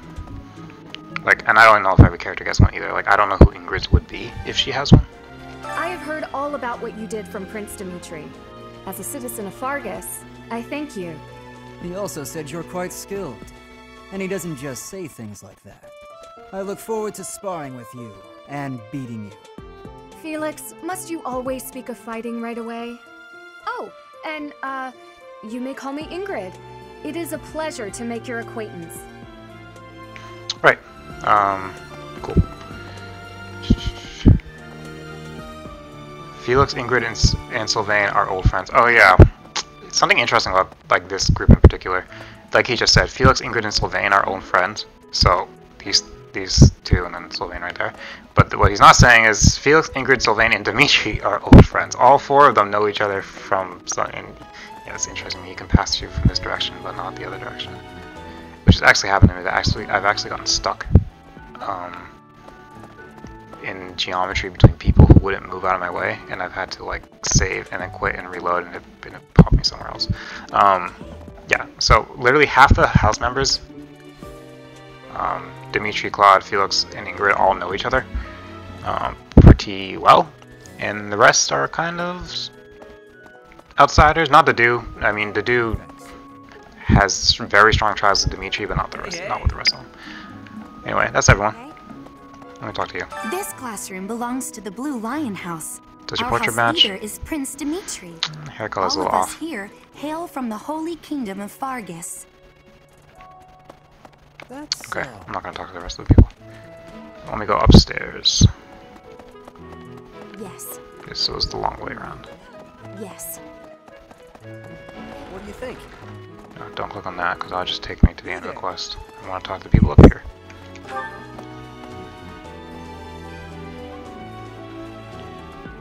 So these are a lot of the recruitable characters, spoilers, who are not tied to any house. It's not all of them, but it's a lot of them. And I already know who I'm gonna. So I should also say, you get 9 people. If you yourself and the 8 people from the house you choose, it's 9 right there. By the end of the game, you'll likely be allowed to take. Very often, you're allowed to take 12 people per mission. So that's kind of the number I'm going for. I'm gonna train the 9, if you include yourself, the 9 people the game gives you at the very beginning. It just feels weird not to have them in my main party if they're part of the house I chose. So that leaves me 3 other kind of church staff people to choose from, and I already know which 3 I want. I mean, I'd like all of them, but I can't fit them all in my party. 2 of them are 2 I've never used before, which is why I'm choosing them, and I've always kind of liked them. But just never got around to picking them. And one of them is someone I used before, but I feel a little bit obliged to pick him because he's so important to the story in the Blue Lion's house, and he's, as far as I can tell, you can only have him in your party if you pick the Blue Lions. He's not part of the house, but he is not recruitable eventually in the game unless you pick this path. And he's super important to the story. Well, not super, but he's very in the story after a certain point in the game. So yes, I will train that person as well. So I know the 3 I'm going to train.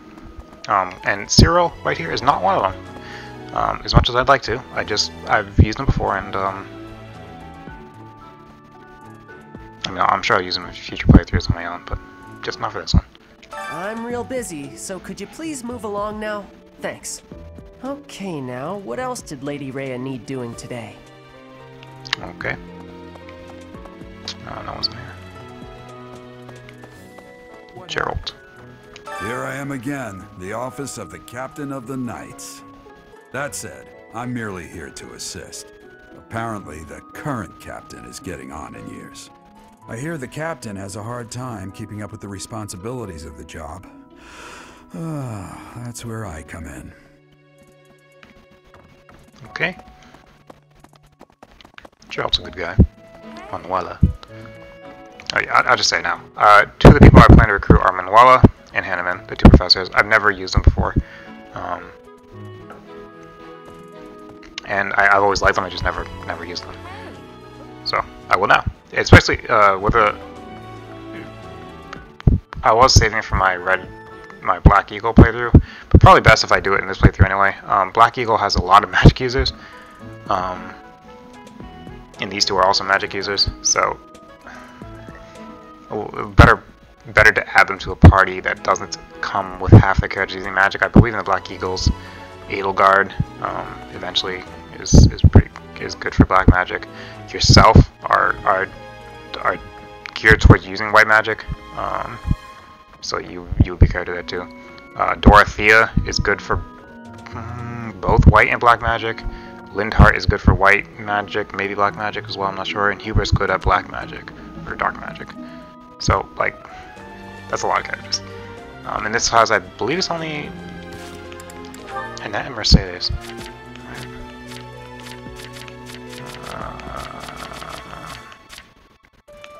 I mean, Felix can do black. The first time I played, I actually had him use some black magic. It's not to say characters can't hybrid the roles of magic. It's just dedicated magic users. There's only two, but yeah, it's just Mercedes and Annette in his house. Yeah, same with Yellow. Golden Deers, they only have two dedicated magic users. While someone like Lawrence can be good at it. Lawrence is actually pretty good at both attacking and magic, but he's not doesn't start dedicated to magic or anything like that.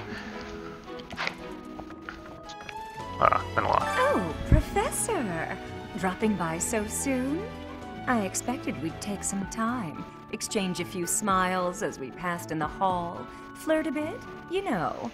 Well, you're here now, and I do like a man who knows what he wants.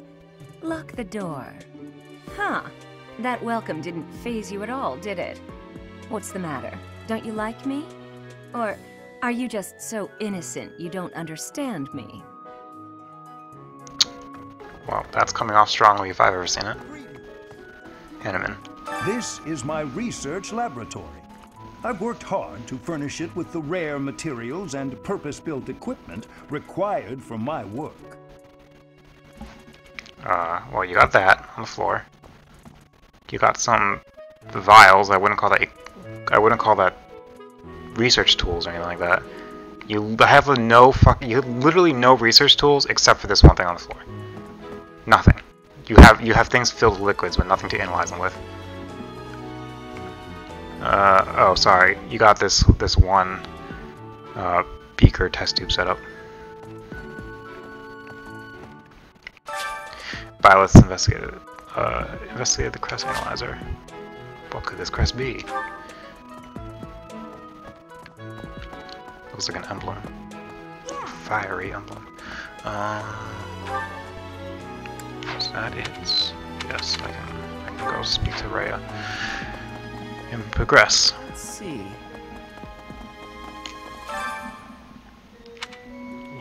Yes. How are you enjoying your time at the Academy thus far? I hope you have found our halls brimming with the vitality of well-intentioned for the ones I talked to, at least. I suppose it is time for you to take charge of one of our 3 houses of students. I must note that I am personally against entrusting someone as lacking in trackable history as yourself with such a task. But it is as the Archbishop desires. The Black Eagles, the Blue Lions, and the Golden Deer. All so different. I hope you've made it a point to get to know It's like they're each selling of the game them. already. Since you are new here, we have decided to allow you first pick. Manuela and I will take charge of the remaining 2 houses. I mean, are they already students here? Are you telling me they're not already assigned? Look at those faces. Oh, yep. A house for... Oh, actually, let's read them all. A house for students from the Adrestian Empire. Many are nobility, and most of them use magic. It's not exactly true. Half of them use magic. And then a few other of them have potential? Actually, I don't think Casper, Petra, or Bernadette are any good at magic whatsoever. And Ferdinand doesn't start with the ability. I don't know if he can learn it. Well, I mean, anyone can learn magic, but I don't know if he can have an aptitude in it if you force it. Anyway. A house for students from the Kingdom of Fargus. Most value chivalry and excel at military arts, which means they're just good at the basic sword, spear, axe classes. Which is true. Very true. They're good at that. A house for students from the Leicester Alliance. As per regional tradition, many are skilled archers. Which is also true. I mean, the house leader himself is an archer. Plus, Ignatz is very initially geared towards being an archer. And then, what's her name? Leonie. Kind of a secondary weapon starting off with. She has a strength in archery, so you can make her an archer. Things like that if you want as well. Anyone else there who's good at archery? I think it's only those three who get a bonus from it, but yeah, so they have a lot of archers. Whereas in here, I believe the only... well, it's probably more than one person who's good at the bow, but the one person who's very clearly... the game sets them up that way to begin with is Ash, to be an archer. Anyway. So you have chosen the Blue Lions led by Dimitri, correct? Yes. Your heart has made its choice then. All I ask is that you guide these open minds with virtue, care, and sincerity.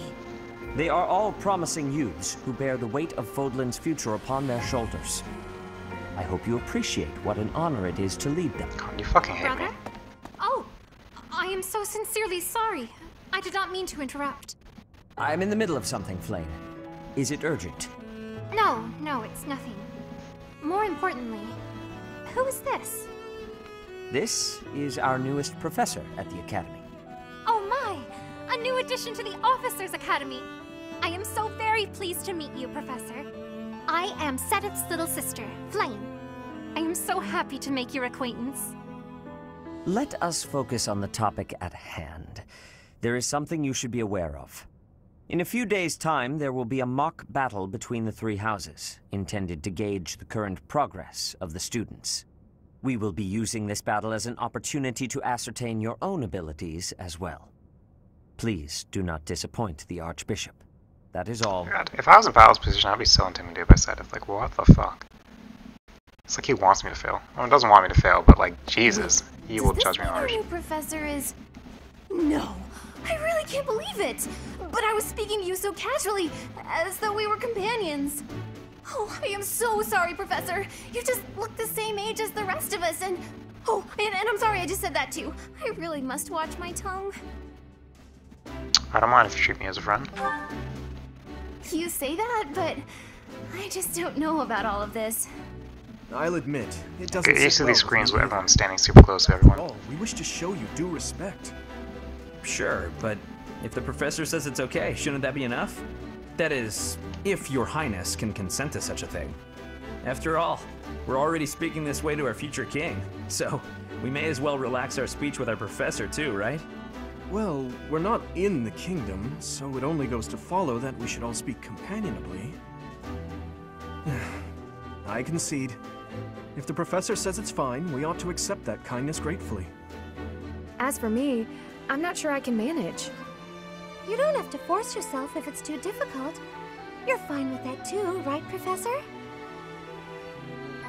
Having heard of your skills, I'm eager to meet you in battle. Come to the training ground later. There, you will show me what you're capable of. You aren't wasting any time, are you, Felix?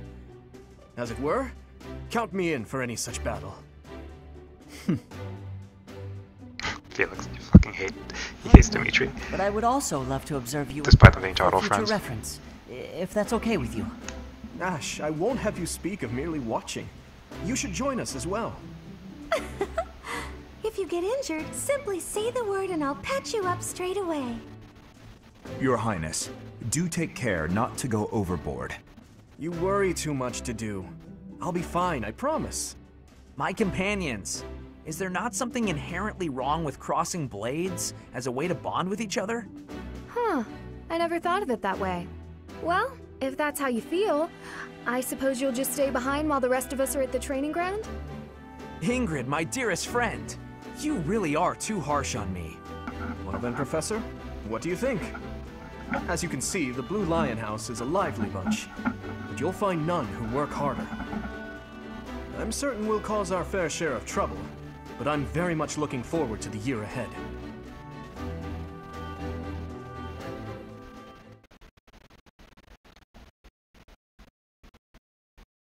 Yep. None who work hard, I'm not sure about that. I mean, Annette is, and Dimitri, obviously, and, well, okay. Felix really works on his training. Annette is really studious, and Dimitri is just the leader, so by default, if you're the leader and your name isn't Claude, you work really hard. I'm guessing Edelgard is just as hardworking, but maybe towards a different mindset. There are new places to explore, yes. Received $1,000 from the Church of Ceros as funding for this month's activities, which will go up as I get further in the game. Say, while you're here, I'd like to use this device I designed to determine whether the crest resides within you. Won't hurt a bit. Promise. You don't know about crests? Well, allow me to tell you everything. I love his personality, but damn, everything about them. Is your calendar clear? Do not want to hear this will again. Take a while. Crests are a fascinating topic, but before one can dive deeply into said topic, it's not that long anyway. One must first understand what crests are. They are power incarnate. They are said to have been bestowed upon humans by the goddess countless ages ago. They exist within the flesh and are passed down through bloodlines. Those who carry crests may excel at magic, display exceptional strength, or any number of boons. Each crest has its own power, the nature of which is beyond mortal understanding. For now. And you believe I have a crest? I suspect as much, yes. But we won't know for sure unless I look into the matter. As I said, crests are passed down through the blood. However, just because someone carries a crest does not necessarily mean their descendants will inherit it as well.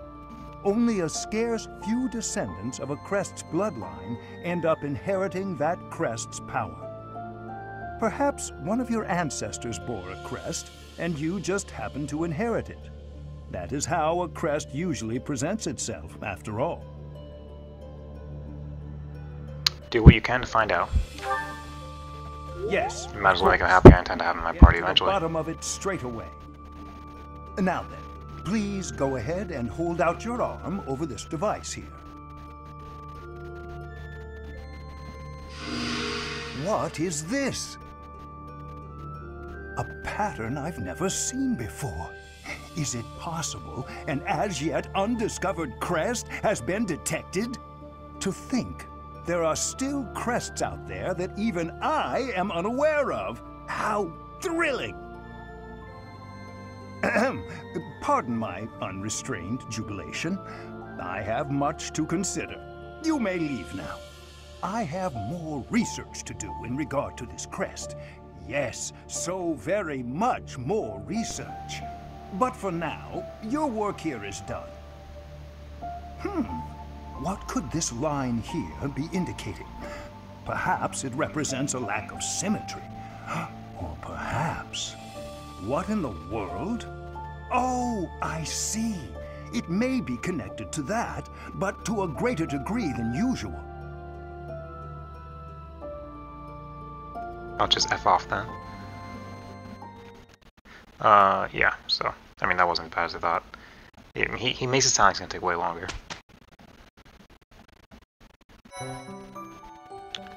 With each moon, professors of the Officers' Academy receive it notes the days on which pay care. Yeah, thank you, Rhea. I do like you quite a lot, but I don't need you to tell me that.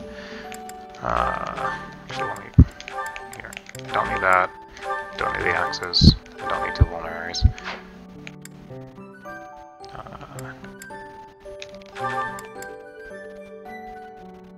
Well, that sucks.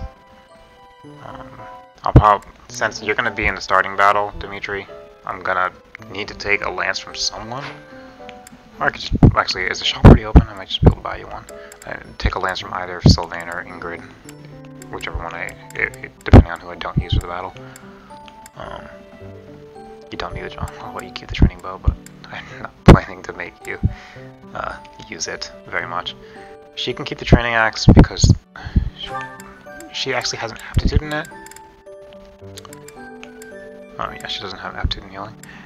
She has aptitude in axe, and she gets a pretty good personal skill with the axe, I believe. Yeah, no weaknesses here. Let's see. Yeah, myself, I can get good at healing, which I definitely recommend in this game. You can get, like, again, you have no weaknesses. You can make yourself whatever you want, I guess, if you want. But the game kind of heavily pushes you to use swords and healing, or swords at the very least. And that's what I'm gonna do. I don't care about brawling, not for this character. Actually, probably not for any character in my party. The one who would do it is Dedue. I mean, I could do it for Felix as well, but I don't really feel like using brawl skills for... Dedue might use brawling to some degree, but I don't feel like having Felix use brawl skills, because the main advantage of using a fist is that you get 2 attacks, or 4 attacks if you outspeed the opponent, but they suck for counterattacks, because you only attack once and you're doing it with your the shitty fist weapons, which are much weaker than other weapons. Plus, you don't get things like Lance Breaker or things like that. Well, we'll see. We'll see. If brawl skills end up being pretty good, then we'll see. For like an armored class, which I plan pretty much, almost certainly will make Dedue one. He's good at heavy armor. Being good at the fist is good because you get a double attack despite being slow. So. Let's see. What other? Okay, yeah, so Sylvain can learn magic. Probably not going to take advantage of that. We'll see. I don't care about you using a bow. And you suck at every other physical weapon except for the fist. But you're good at these 2, which is all you need.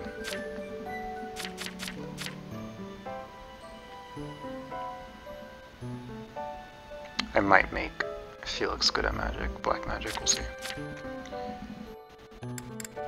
That's what the stars mean, if you don't know, that they have potential to turn those into these blue up symbols. Even if it's the down symbol, if you get the 3-star still, it becomes weakness. It's changed from weak to strength, or here it just changed from neutral to strength. And usually doing that, aside from making it grow much faster, you get like a combat art or personal skill. From what I've seen, every time you always get one, but maybe it's not every time from doing it. A specific one for that character. Anyway, enough of that. Let's explore. So this is my room. I thought I heard a girl's voice, but I must have been imagining things. I should mention the house loungewear, which is part of the DLC. No, thank you. I'll stick with war.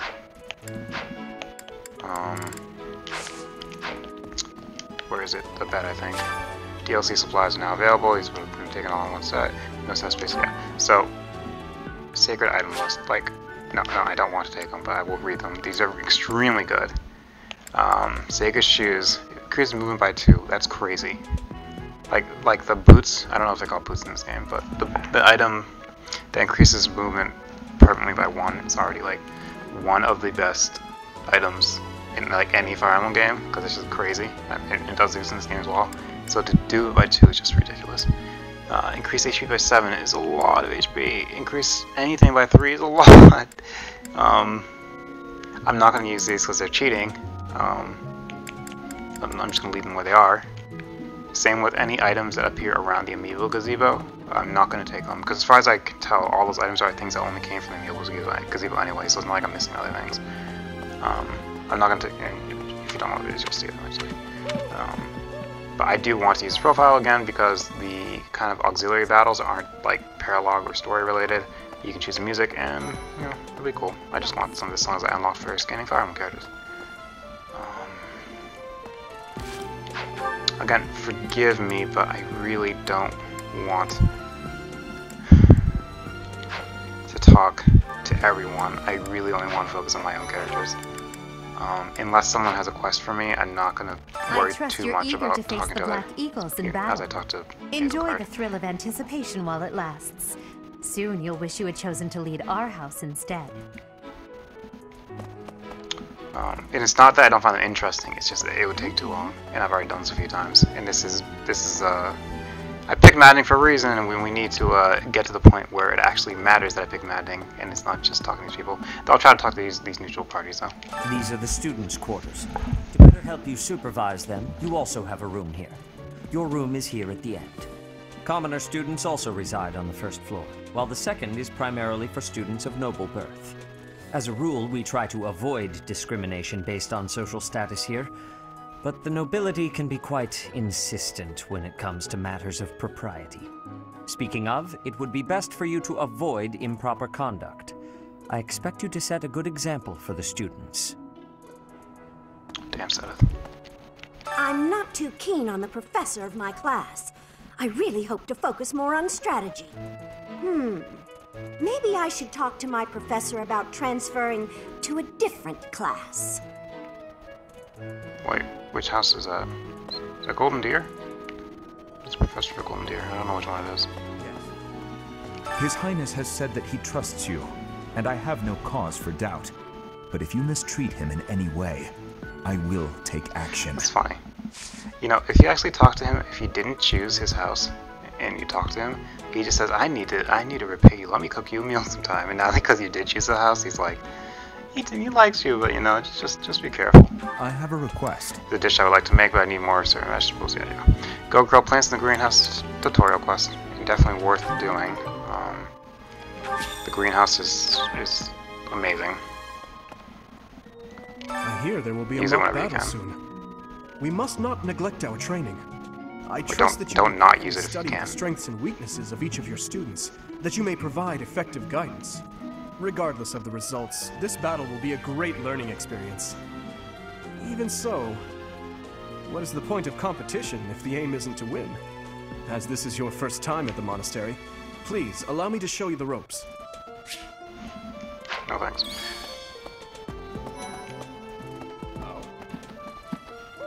I'll talk to Claude. Hey, Teach. I hear there's gonna be a mock battle between the houses. I'm not gonna lie, I'm a bit concerned about facing an elite mercenary like you. Maybe take it easy on us. What do you say? And I guess like you can tell who's like everyone is standing with their right hand person. So like Hilda is. It's just such an odd choice. Oh, Professor, have you adjusted to Why life at the her? academy yet? Me, I'm still not used to it.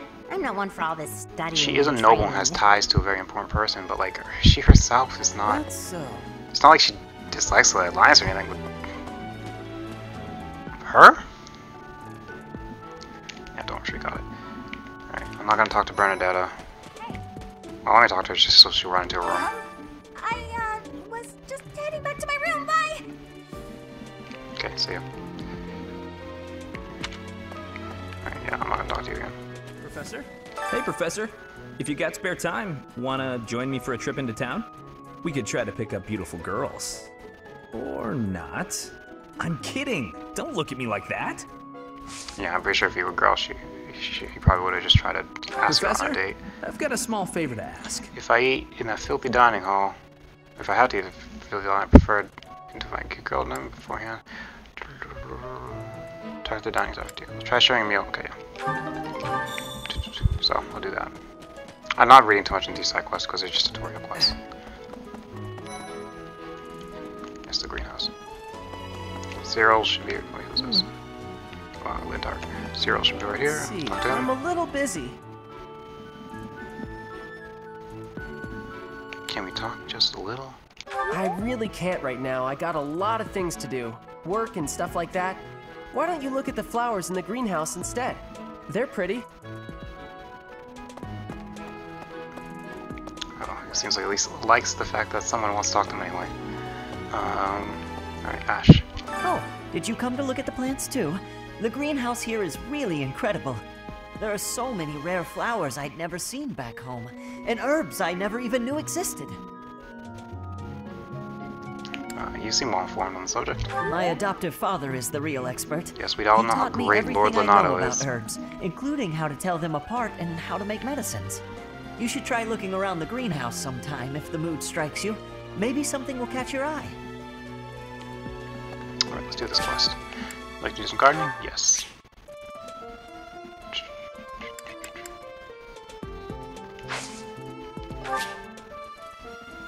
It's fine.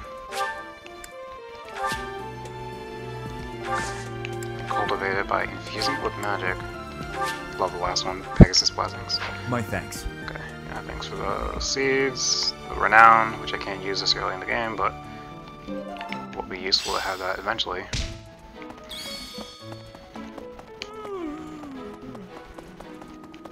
Hi there. I can't do the fishing yet. Dear goddess. I think I just have to talk, I think Flame's in here, I have to talk to her. Hello there, Professor. Well, I call you that, but I am afraid I am not a student here myself. That's a shame. Should the opportunity arise, I would love to become a student and begin my studies in earnest. The monastery is kind enough to provide a sanctuary for my brother and I. He's the only family I have. Might you help me with a favor? She mentioned nothing about fishing, but that's what she wants me to do. She wants me to do fishing tutorial. I'll do it. Felix. Oh god, come on. Yes. I'm busy. Do you want something? I was hoping to spar with you. I can't right now, but let's fight soon. I look forward to beating you.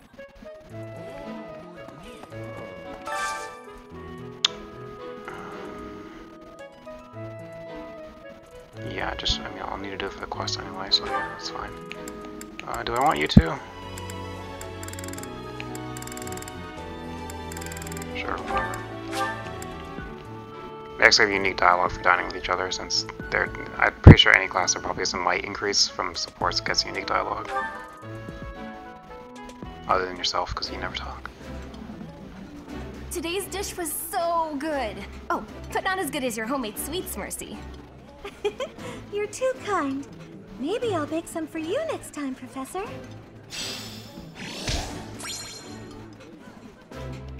Thanks. Yeah, level up.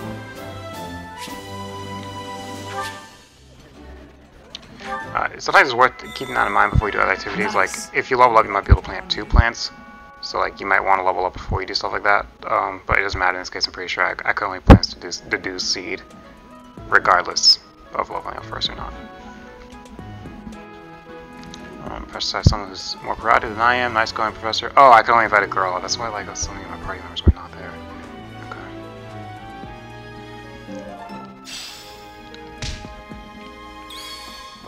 Ugh, I really need to. Why can't it? Sorry. I love you, Raphael, but you're not in my house. What else?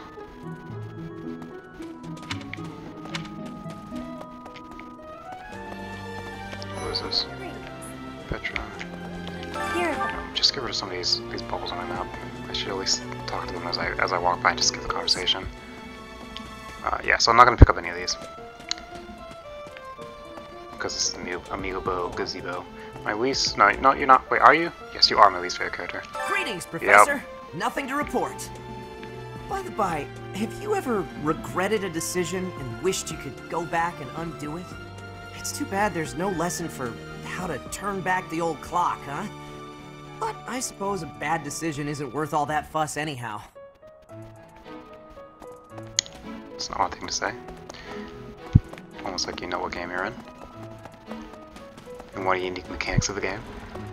And saves coming. Indeed. As part of our commitment to the goddess, the Knights undertake various missions across all of Fodland. Assisting with the education of young nobles is also a part of our sacred duty. Hello, Professor. I have a teeny tiny question for you, if that's all right. You haven't seen a man with hair the same color as mine, a scowling face, and a generally gloomy demeanor, have you? Not yet. Looking for someone? Well, yes. It's a bit difficult to explain. Please just let me know if you do see him, okay?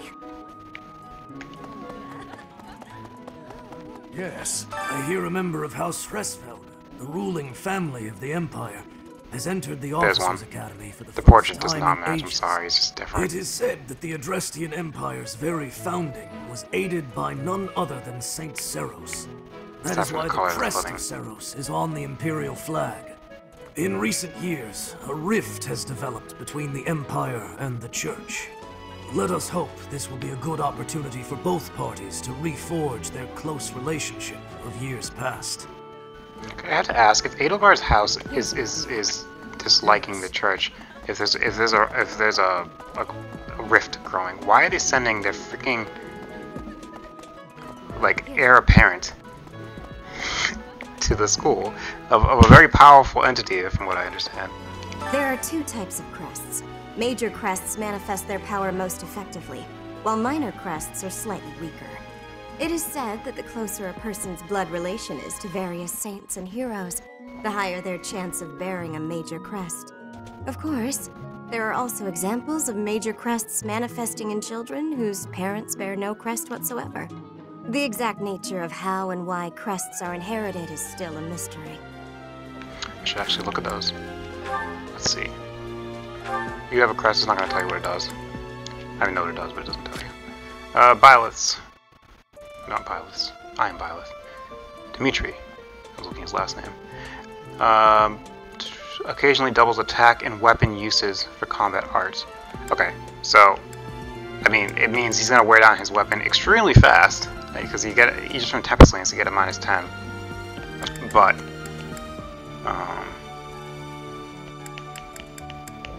he'd also do a shitload of damage. And since I'm going to be using arts quite a lot, I'm probably going to see that activate quite a bit. I know Felix is one of the most useful ones, at least in previous playthroughs, because it activates without me having to specifically try to get it. Sometimes raises might when using a weapon. That's so straightforward. Whereas other people's crests, I would never see them. Sometimes raises might when using combat arts, like that. That's one I'm probably gonna see it more now because combat arts are more important to me now. But I didn't see them as much before. Occasionally conserves uses of recovery magic. That is good, especially early in the game when you're very limited in your selection of recovery magic. She only has the heal spell, I believe. Yeah. So like I'm almost certainly gonna bring her on this next mission. I'd love to bring all 9 of us, but I can't on this first mission. But I would need a healer, and she gets at least 5 uses, hopefully more. And I'm gonna keep her with a bow anyway. Just if she runs out of heals and she needs a way to gain experience, hopefully she can do at least 1 damage. She only have 9 might, 6 strength, and 3 attack from the training bow. Actually, I might give her an iron bow just so she gets some more attack. You have a crest as well. Occasionally conserves uses of attack magic. That's also good. Almost makes you want to bring you. Especially since magic is so useful. Especially early in the game where everyone has worse resistance. Yeah, well, I say that and then immediately Mercedes has amazing resistance. Worse resistance than defense. And actually, that's pretty good. For the most part, people have worse resistance than defense. And since her magic is 11, she actually gets 13 attack from wind. Whereas most people don't. Well, she's good. Anyway, what's yours? Sometimes raises might when using combat arts, so it functions the same as your friends. Yes, and they're both minor crests. Different ones, but. Okay, so everyone has one except Ash and Dedue? Yes, everyone gets one except Ash and Dedue.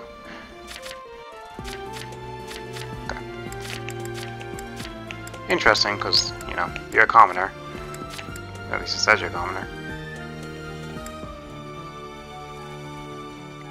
Although I think, yeah, it's part of her story why she's a commoner class, but she has crest from a noble bloodline. Okay.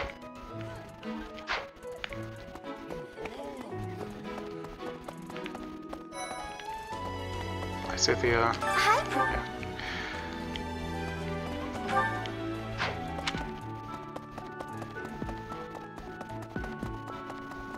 Hello.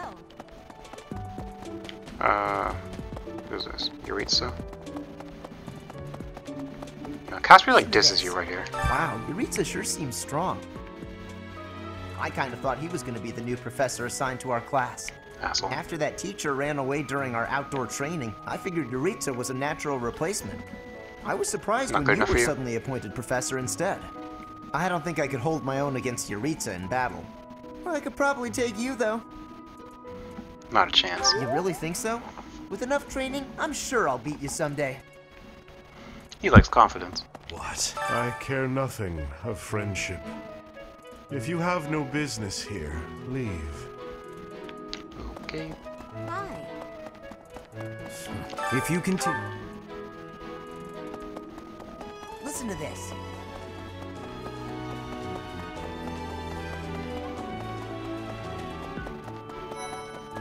It's also good to do this because eventually... Do you know the Well, there'll be lost items because nobody in this school knows how to hold on to their shit. And if I at least go through rooms, I'll be able to steal the items on the floor and things like that.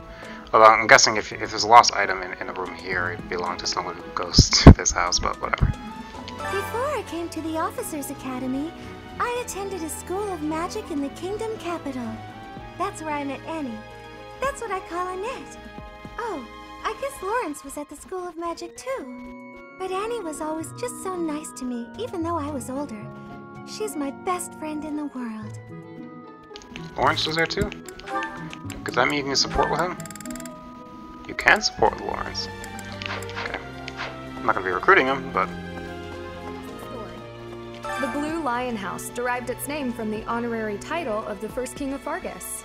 Lug, the king of lions, wore brilliantly blue garments. His chivalric exploits are recorded in multiple legends. The library holds various historical accounts regarding him and the Blue Lions. If you find time, you should read them. They're filled with insights. Yep. She likes knightly stories, and so does Ash, quite a bit. Yes, it's true that I'm the only commoner in the Black Eve. Yeah. Yes, Dorothea. We all appreciate how confident you are in yourself despite being a commoner. This is the... Shut up, eating nuts.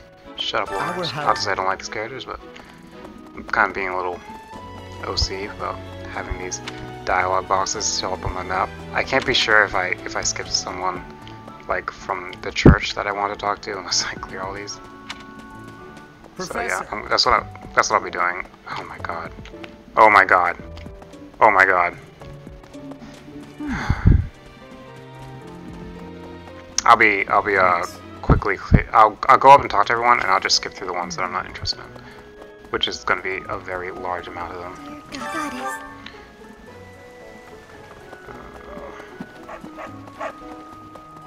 Unbelievable. The Imperial Princess, the Crown Prince, and the heir to the Alliance's leading house.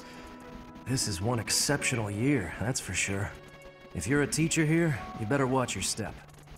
If anything were to happen to those kids, well, suffice to say that it could harm the reputation of the Church of Seiros, which we've spent almost a millennium establishing. A millennium. I'm pretty sure what happened 800 years ago is probably as relevant as what happened 20 years ago, or 1 year ago. Let's see. Yep. Let's get Flame's quest done. Fishing, one of the most boring activities in this game.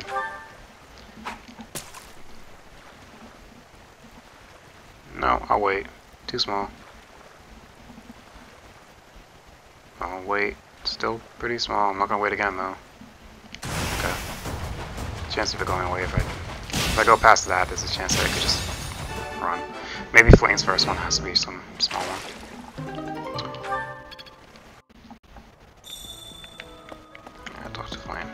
is this? Yeah, I think if you skip out like that, if they ask you questions that can increase your support, you don't get to answer them, which is fine. I don't really care. You have helped me so much. Since I'm not gonna put them in my party anyway. Yes, thanks. He's not right. That guy was in my way. Have you moved yet, or do I have to go all the way around? Just I don't think I can fast travel yet. Can I? No, I cannot fast travel. Okay, good. You're gone. What the? Right. I'm Captain Gerald's first and best apprentice. Yep, Leonie knows your dad before you knew your dad, apparently. Even though you're probably older than her or something. Okay, I think that's everything. Oh, I have to go upstairs. Which I can't fast travel. Yet.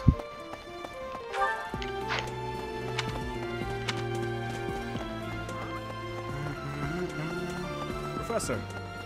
Okay. Yes. Listen to this. Okay. Professor.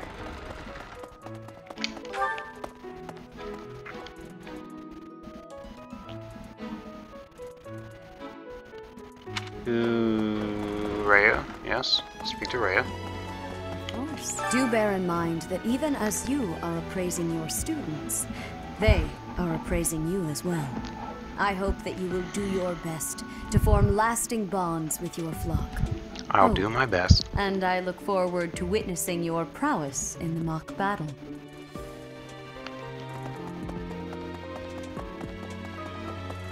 Hey, you. The church has changed a lot since my time. Sedith, Hanneman, Manuela, Yuritsa, and many of the knights. None of them were around 20 years ago. Luis was. Rhea was. Don't know about anyone else. Captain Gerald has hardly changed since 20 years ago. I've aged at least 3 times as much as he has. Why am I talking about this? Oh, right. It was because I just overheard Tomas remarking on the subject. The leader of a legendary group of knights returned. People are bound to be talking about the old captain. And he's not any more curious about that. Anyway, 20 years is a long time. A mock battle? This early? Wow, Professor. They're not giving you any time to settle in, are they? Don't worry, though. Should you get injured, I will care for you all through your recuperation. I will see to you oh so very, very personally. It's so strange that you get support for just for talking. Like, was there a decision that was supposed to be there, and they just took it out? Apparently, there is to be a mock battle between the houses. Interesting, but I hope you understand that I have far more important things on my mind. My research is proceeding slower than I would like. Oh, yes, actually. Your crest is something of a challenge. Frustrating, yet also quite intriguing. I was wondering if I might get a sample of your flesh. A couple square inches would do. No? Perhaps some blood? A couple of drops on the device are all I need. Okay. It's some kind of experimental apparatus. Might as well assist by providing blood sample. Oh, thank you, Professor. Those few drops of blood are invaluable to my research. Oh, so much more to learn. Oh, thank you. The dialogue box is still there. Then we had Tomas and some random nobody. Hey, you. And a bunch of books, which I won't be reading all of them, but I'll look at the ones for Fargus specifically. Professor, I hear you are lacking in knowledge of the Church of Seros. The library contains countless documents about the teaching and the history There's like of the church. 9 you can read. I encourage you to make good use of them.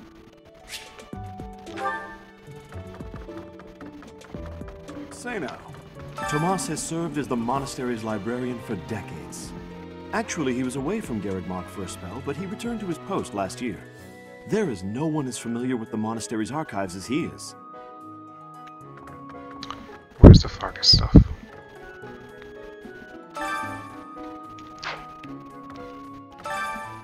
Okay, this one isn't as important, but I'll go through it quickly. It's about the house's responsibilities, which I'll never remember it. I don't really expect anyone would. Register prominent noble houses of the Holy Kingdom of Fargus. This document is expressly for official use by the Church of Seros. Students are forbidden to remove or pursue this documentation, whatever. House Blade, whatever, which is Dimitri's. This house claims blight, oh god, of the 10 elites as its ancestor. It has ruled the kingdom. It has ruled the kingdom for over 400 years, not nearly as long as the Edelgard's, but Edelgard's is the oldest kingdom. So, ever since Lug, the King of Lions, claimed victory in the War of Eagle Lions in 751. This secured the kingdom's independence from the Ardestian Empire, after which Lug was crowned as the inaugural king by the Church of Seros, which is interesting because the War of the Eagle Lion is something that was kind of referenced a few times in the early game. Like this great ceremony, which is a way of everyone showing, you know, camaraderie, but really it's celebrating a battle which one side clearly won. And also, why is the Golden Deer taking place? If it was a battle between the Ardestian Empire and the Kingdom of Fargus, I forget it. It resides in Ferdia, the kingdom's capital, claiming all the surrounding territory as its domain and many of the fiefdoms in the north of Foldland as its vassals. With the passing of King Lambert in 1176, his older brother, Grand Duke Rufus of Ithia, assumed the burden of ruling the kingdom in the young crown prince's stead. Even still, strife and disorder continued to plague the land.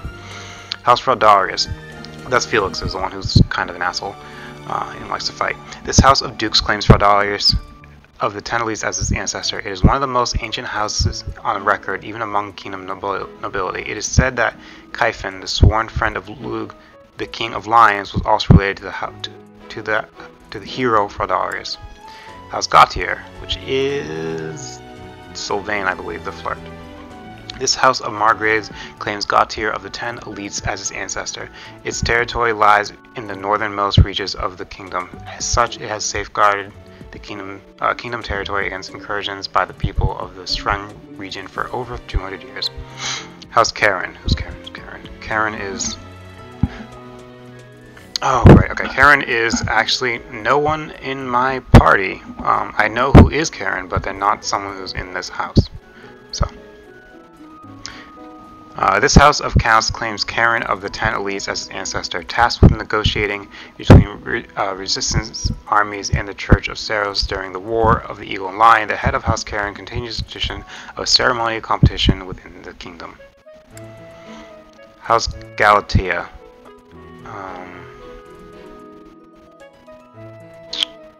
Is that Ingrid? I'm not sure.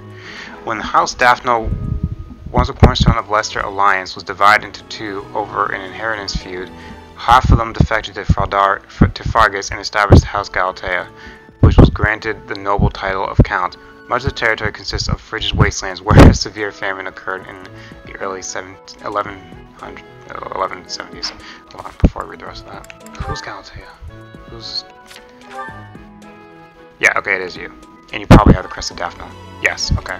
So that was you. You have shitty-ass land. And yeah, that actually does come up. She's a noble, but she doesn't have great inheritance. House Rowe, I don't know who this is. A noble house that once held territory in the Northern Empire.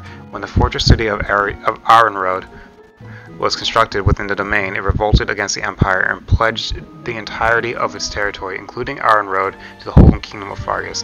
For this contribution, it was awarded the noble title of Count. House I don't know. And I don't know who this is, if anyone, in my party. This house originally held no more than a lordship over a single castle in the west of the kingdom, but it was awarded a noble title of Viscount for its great success in the subjugation of the Dusker region in 1176. Oh, okay.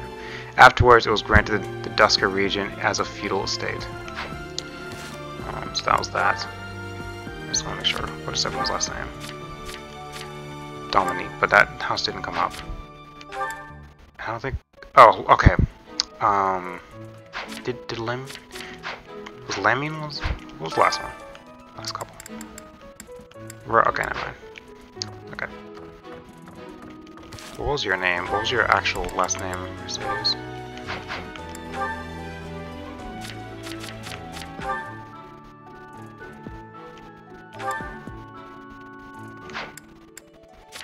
Martries. I know that's not. There's a reason why her last name and her crest don't align, but Martries isn't in here either. Okay.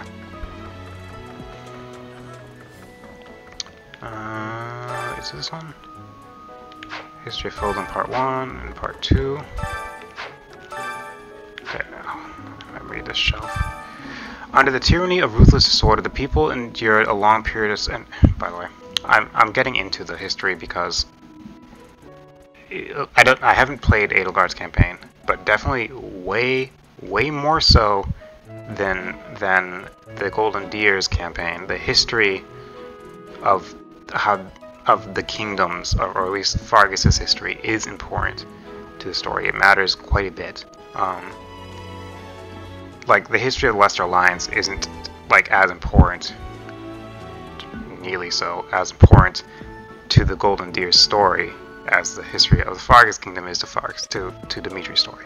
Anyway, under the tyranny of ruthless disorder, the people endured a long period of suffering. The vile Nemesis, which is a great name for a villain, who proclaimed himself King of Liberation, the King of Liberation, delighted in war and bloodshed. Rather than rebelling against his persecution, the people of Foldland fell into his depths in a mad scramble to attain power through murder and theft.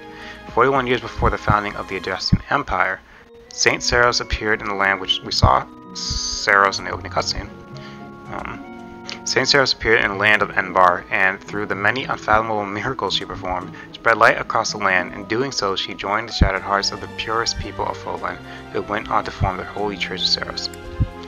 Imperial Year 1, the founding of the Adrestian Empire. In the first year of our calendar, the glorious Adrestian Empire was founded. Its name was gifted by an oracle, and its future blessed by the goddess. Its capital, Enbar, was chosen to govern the southern reaches of Foldland, where the divine Saint Saros also lent her power. So yeah, I mean, they come up first because they were the first, they're the newest. I mean, they're the oldest of the three powers. Imperial Year 32, the War of Heroes. Wilhelm Paul Hresvelg, which I believe... Yeah, Hresvelg's last name is Edelgard's last name. The inaugural Adrestian Empire raised an army in pursuit of the unification of Foldland. With his might, he hunted and destroyed any house's territory that dared to seek more power. Man, I love the way to say that. The Battle of Grondor. An intense battle erupted on Grondor Field, where the houses that were allied with Nemesis and the Imperial forces of the Adrestian Empire clashed. There, the Imperial forces emerged victorious. Doesn't give you more detail than that, but I'm pretty sure this is in reference to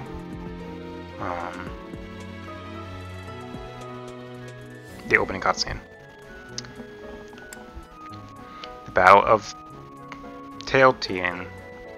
The houses that were allied with Nemesis once again faced off against the Imperial forces, this time at Tailtean Plains. There, the evil Nemesis found... Okay, now this is the opening cutscene. Finally fell, and the Empire secured a momentous victory. The War of Heroes ends. The success of the great Emperor Wilhelm I succumbed to sudden illness. The Empire, which ruled over the majority of Foldland, took this opportunity to put an end to the seemingly endless fighting. Okay, so that was all about Edelgard's house. This is probably... Yeah, this is kind of what happened after and how the other houses came to be. So this is kind of more important for our purposes. Imperial Year 721, so way later. The First Mock War. The Dagdan army invaded from across the sea. Through the Imperial forces resisted the attack and drove off the enemy. The land of Mock sustained considerable damages. Dagdan. I'm not sure if Petra's from Brigid. I'm not sure if that is synonymous with Dagdan. I don't know. There's a few outsiders, kind of not considered fully part. Like Dedu is from Dusker. Dusker is part of the Holy Kingdom of Fargus, but the kind of outcasts, or not outcasts, outsiders. Petra's from Brigid. So just kind of outside. And then, like, I know Cyril, the kid who likes to work a lot. He's an Almiran, which is a group of people who attack the Lesser Alliance regularly. Not that he does it, but where he's from. There might be other groups like that, but I don't know who Dagda refers to. Anyway, well, there's Brigid. Imperial Year 728, the invasion of Brigid. The Empire invaded the Brigid Archipelago, a land occupied by allies of Dagda. Okay. Well, so they are linked to Dagda, even if they are not Dagda themselves. As penance for their refusal to surrender, the people of Brigid were relegated to a life of imperial subjugation. The invasion of Dagda. With the boon of a strong foothold in Brigid, the Empire mounted a large-scale invasion of Dagda. However, the fortunes of war were not on their side, and their attack failed. The Fargus Rebellion. Quite a bit later. It's like 16 years, yeah. Lug, a descendant, which is the first king of Fargus, as we already know, and Ingrid mentioned him. Lug, a descendant of one of the houses that first quarreled with the Empire, raised an army to demand independence, pulling the land of Fargus into a fierce rebellion. This clash came to be known as the War of the Eagle and Lion. Imperial Year 751, the founding of the Holy Kingdom of Fargus. Lug and his resistance army were victorious over the Imperial forces. The Holy Church of Saros. The Holy Church of Saros meditated between the two.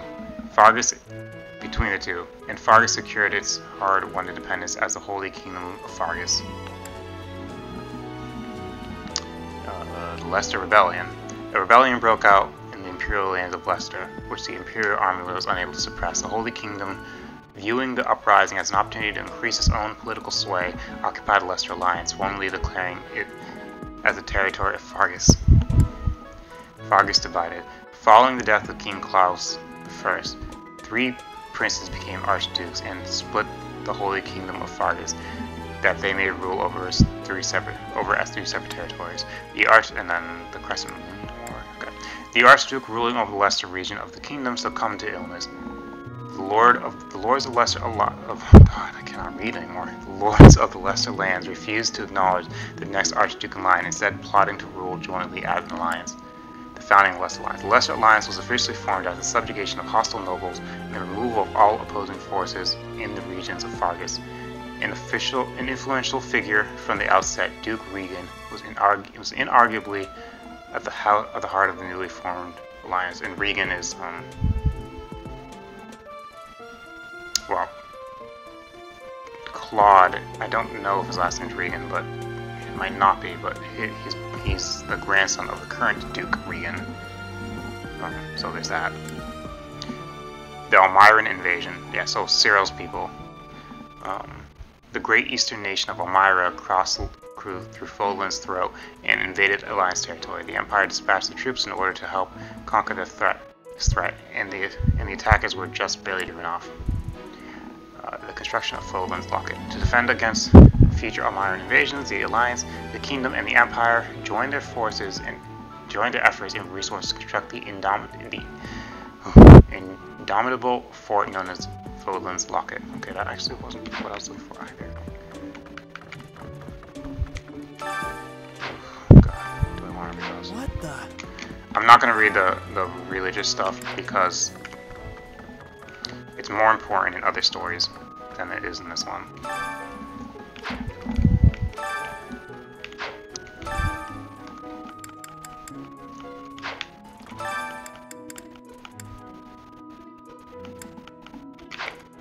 Am I missing something? That's so. I guess not. I thought there was something that talked specifically about the tragedy of Dusker, so that's what I was kind of looking for. Elmira, Albania, Orpheus, Dagda.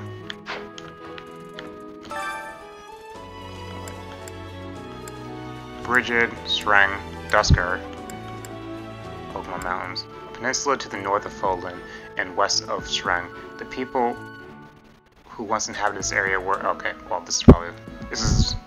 Dusker Rebellion / massacre is really important, and I was just looking for that, but I guess this is all we will get in the context of the library. The people who once inhabited this area were decimated, and it now falls under the dominion of the Holy Kingdom of Fargus. The land boasts nothing noteworthy to make a desirable travel destination, but rumors of valuable minerals waiting to be unearthed. Down. Okay. Alright. stop reading. Yeah, so that, I mean, you can say it was a waste of time, but I kind of like reading through it again.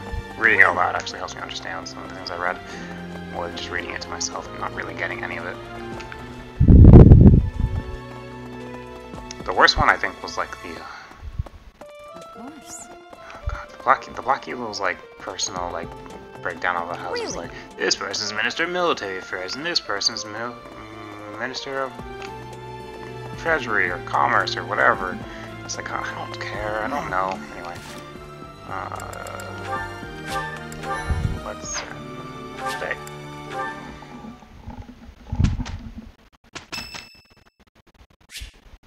It's Ferdinand's birthday. Would you like to buy flowers? No, because I don't care, because he's not in my party.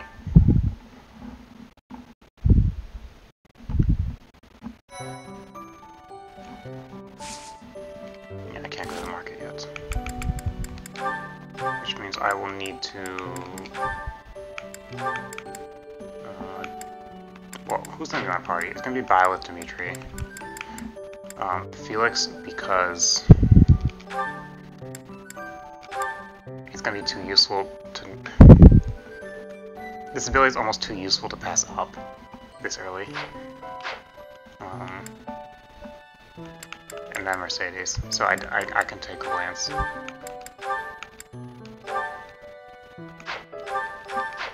From someone for now. So I just need to get him. I just have to give him a new Lance before.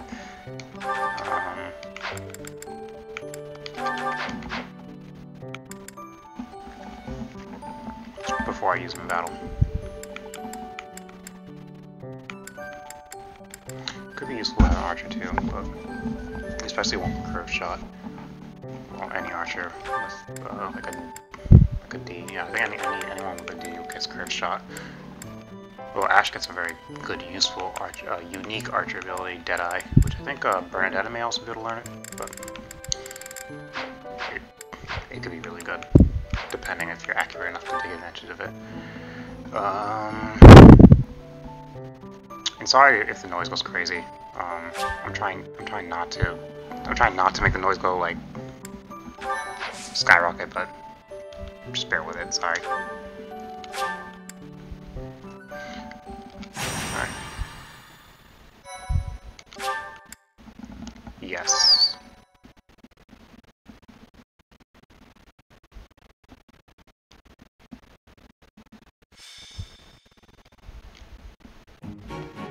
It's finally time for the mock battle. I'm eager to put my skills to use. And you, Professor? I'm looking forward to it. Excellent. I have high expectations for your command. That said, I've no doubt it will take everything we've got to pull a victory. Our opponents are mighty, that much is certain. But I'm positive we can win. Hey there. Did we miss our invite to this strategy meeting? No worries. We'll just join in now. Nice try, Claude. But I do not intend to let slip our strategies. Especially when we are up against such strong opponents as you two. Well now, kind words from His Kingliness. If that's the case, we'd better come up with some clever schemes so as not to disappoint. Right, Princess? Right. No matter the tactics you devise, we will destroy you. The best you can hope for is to learn a thing or two. Oh, Edelgard. There's nothing wrong with a friendly rivalry, but let's not get carried away. A rash attitude could be your undoing, after all. Perhaps your time would be better spent preparing instead of worrying about the competition's mindset. Hey now, if you two were getting this fired up before the battle even starts, it'll make it that much easier for my class to sweep up a win. So please, carry on. A good point, Claude. I apologize, that wasn't my intention. At any rate, let's vow to make this a productive battle, shall we? I don't intend to lose. Oh? In that case, I won't hold back. Oh, how precious. Looks like you and the students have become fast friends. While I am pleased that you are taking the initiative to acquaint yourself with the students, I'm afraid it's about time for the faculty strategy meeting.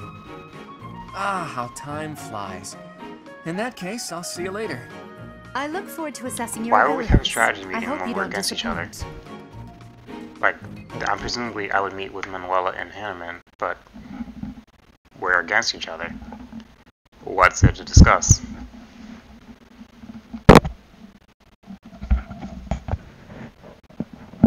Well.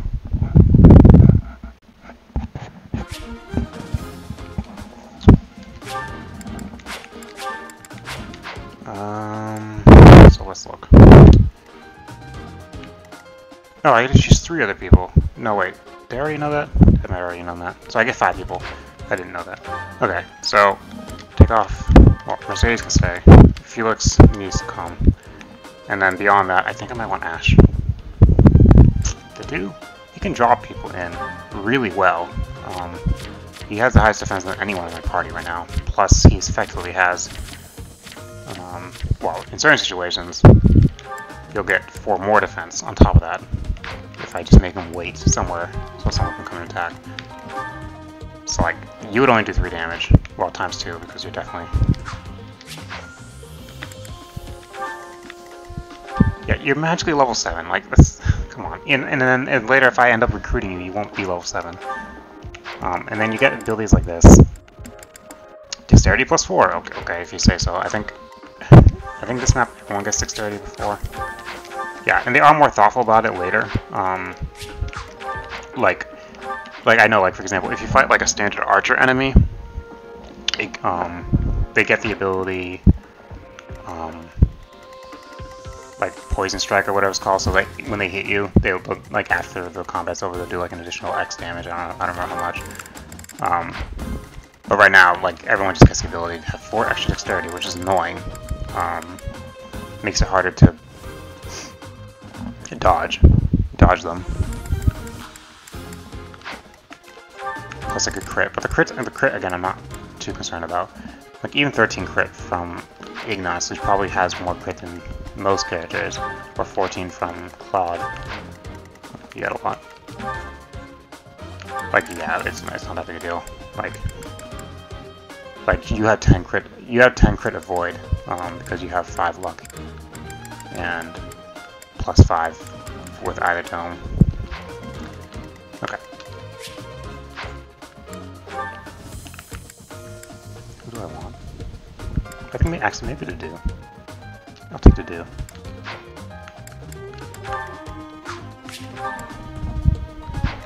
Okay, I'll just make sure everyone has healing items.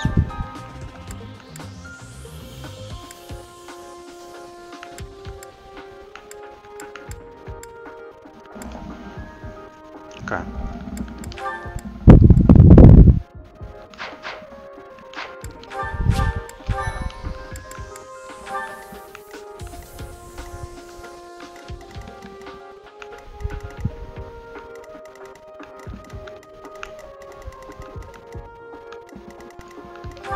You attack speed of 7, actually pretty bad attack speed. Still enough to double attack to do though. And Dimitri, not Byleth.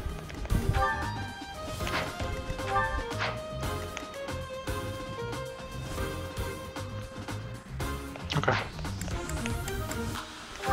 This mission isn't that bad. This mission can be a little annoying, but it's not that bad either. The next mission after this is when it starts to get a little bit... It's about time for the battle to begin. You have to think a little harder. Victory depends on your leadership. Do not let us down.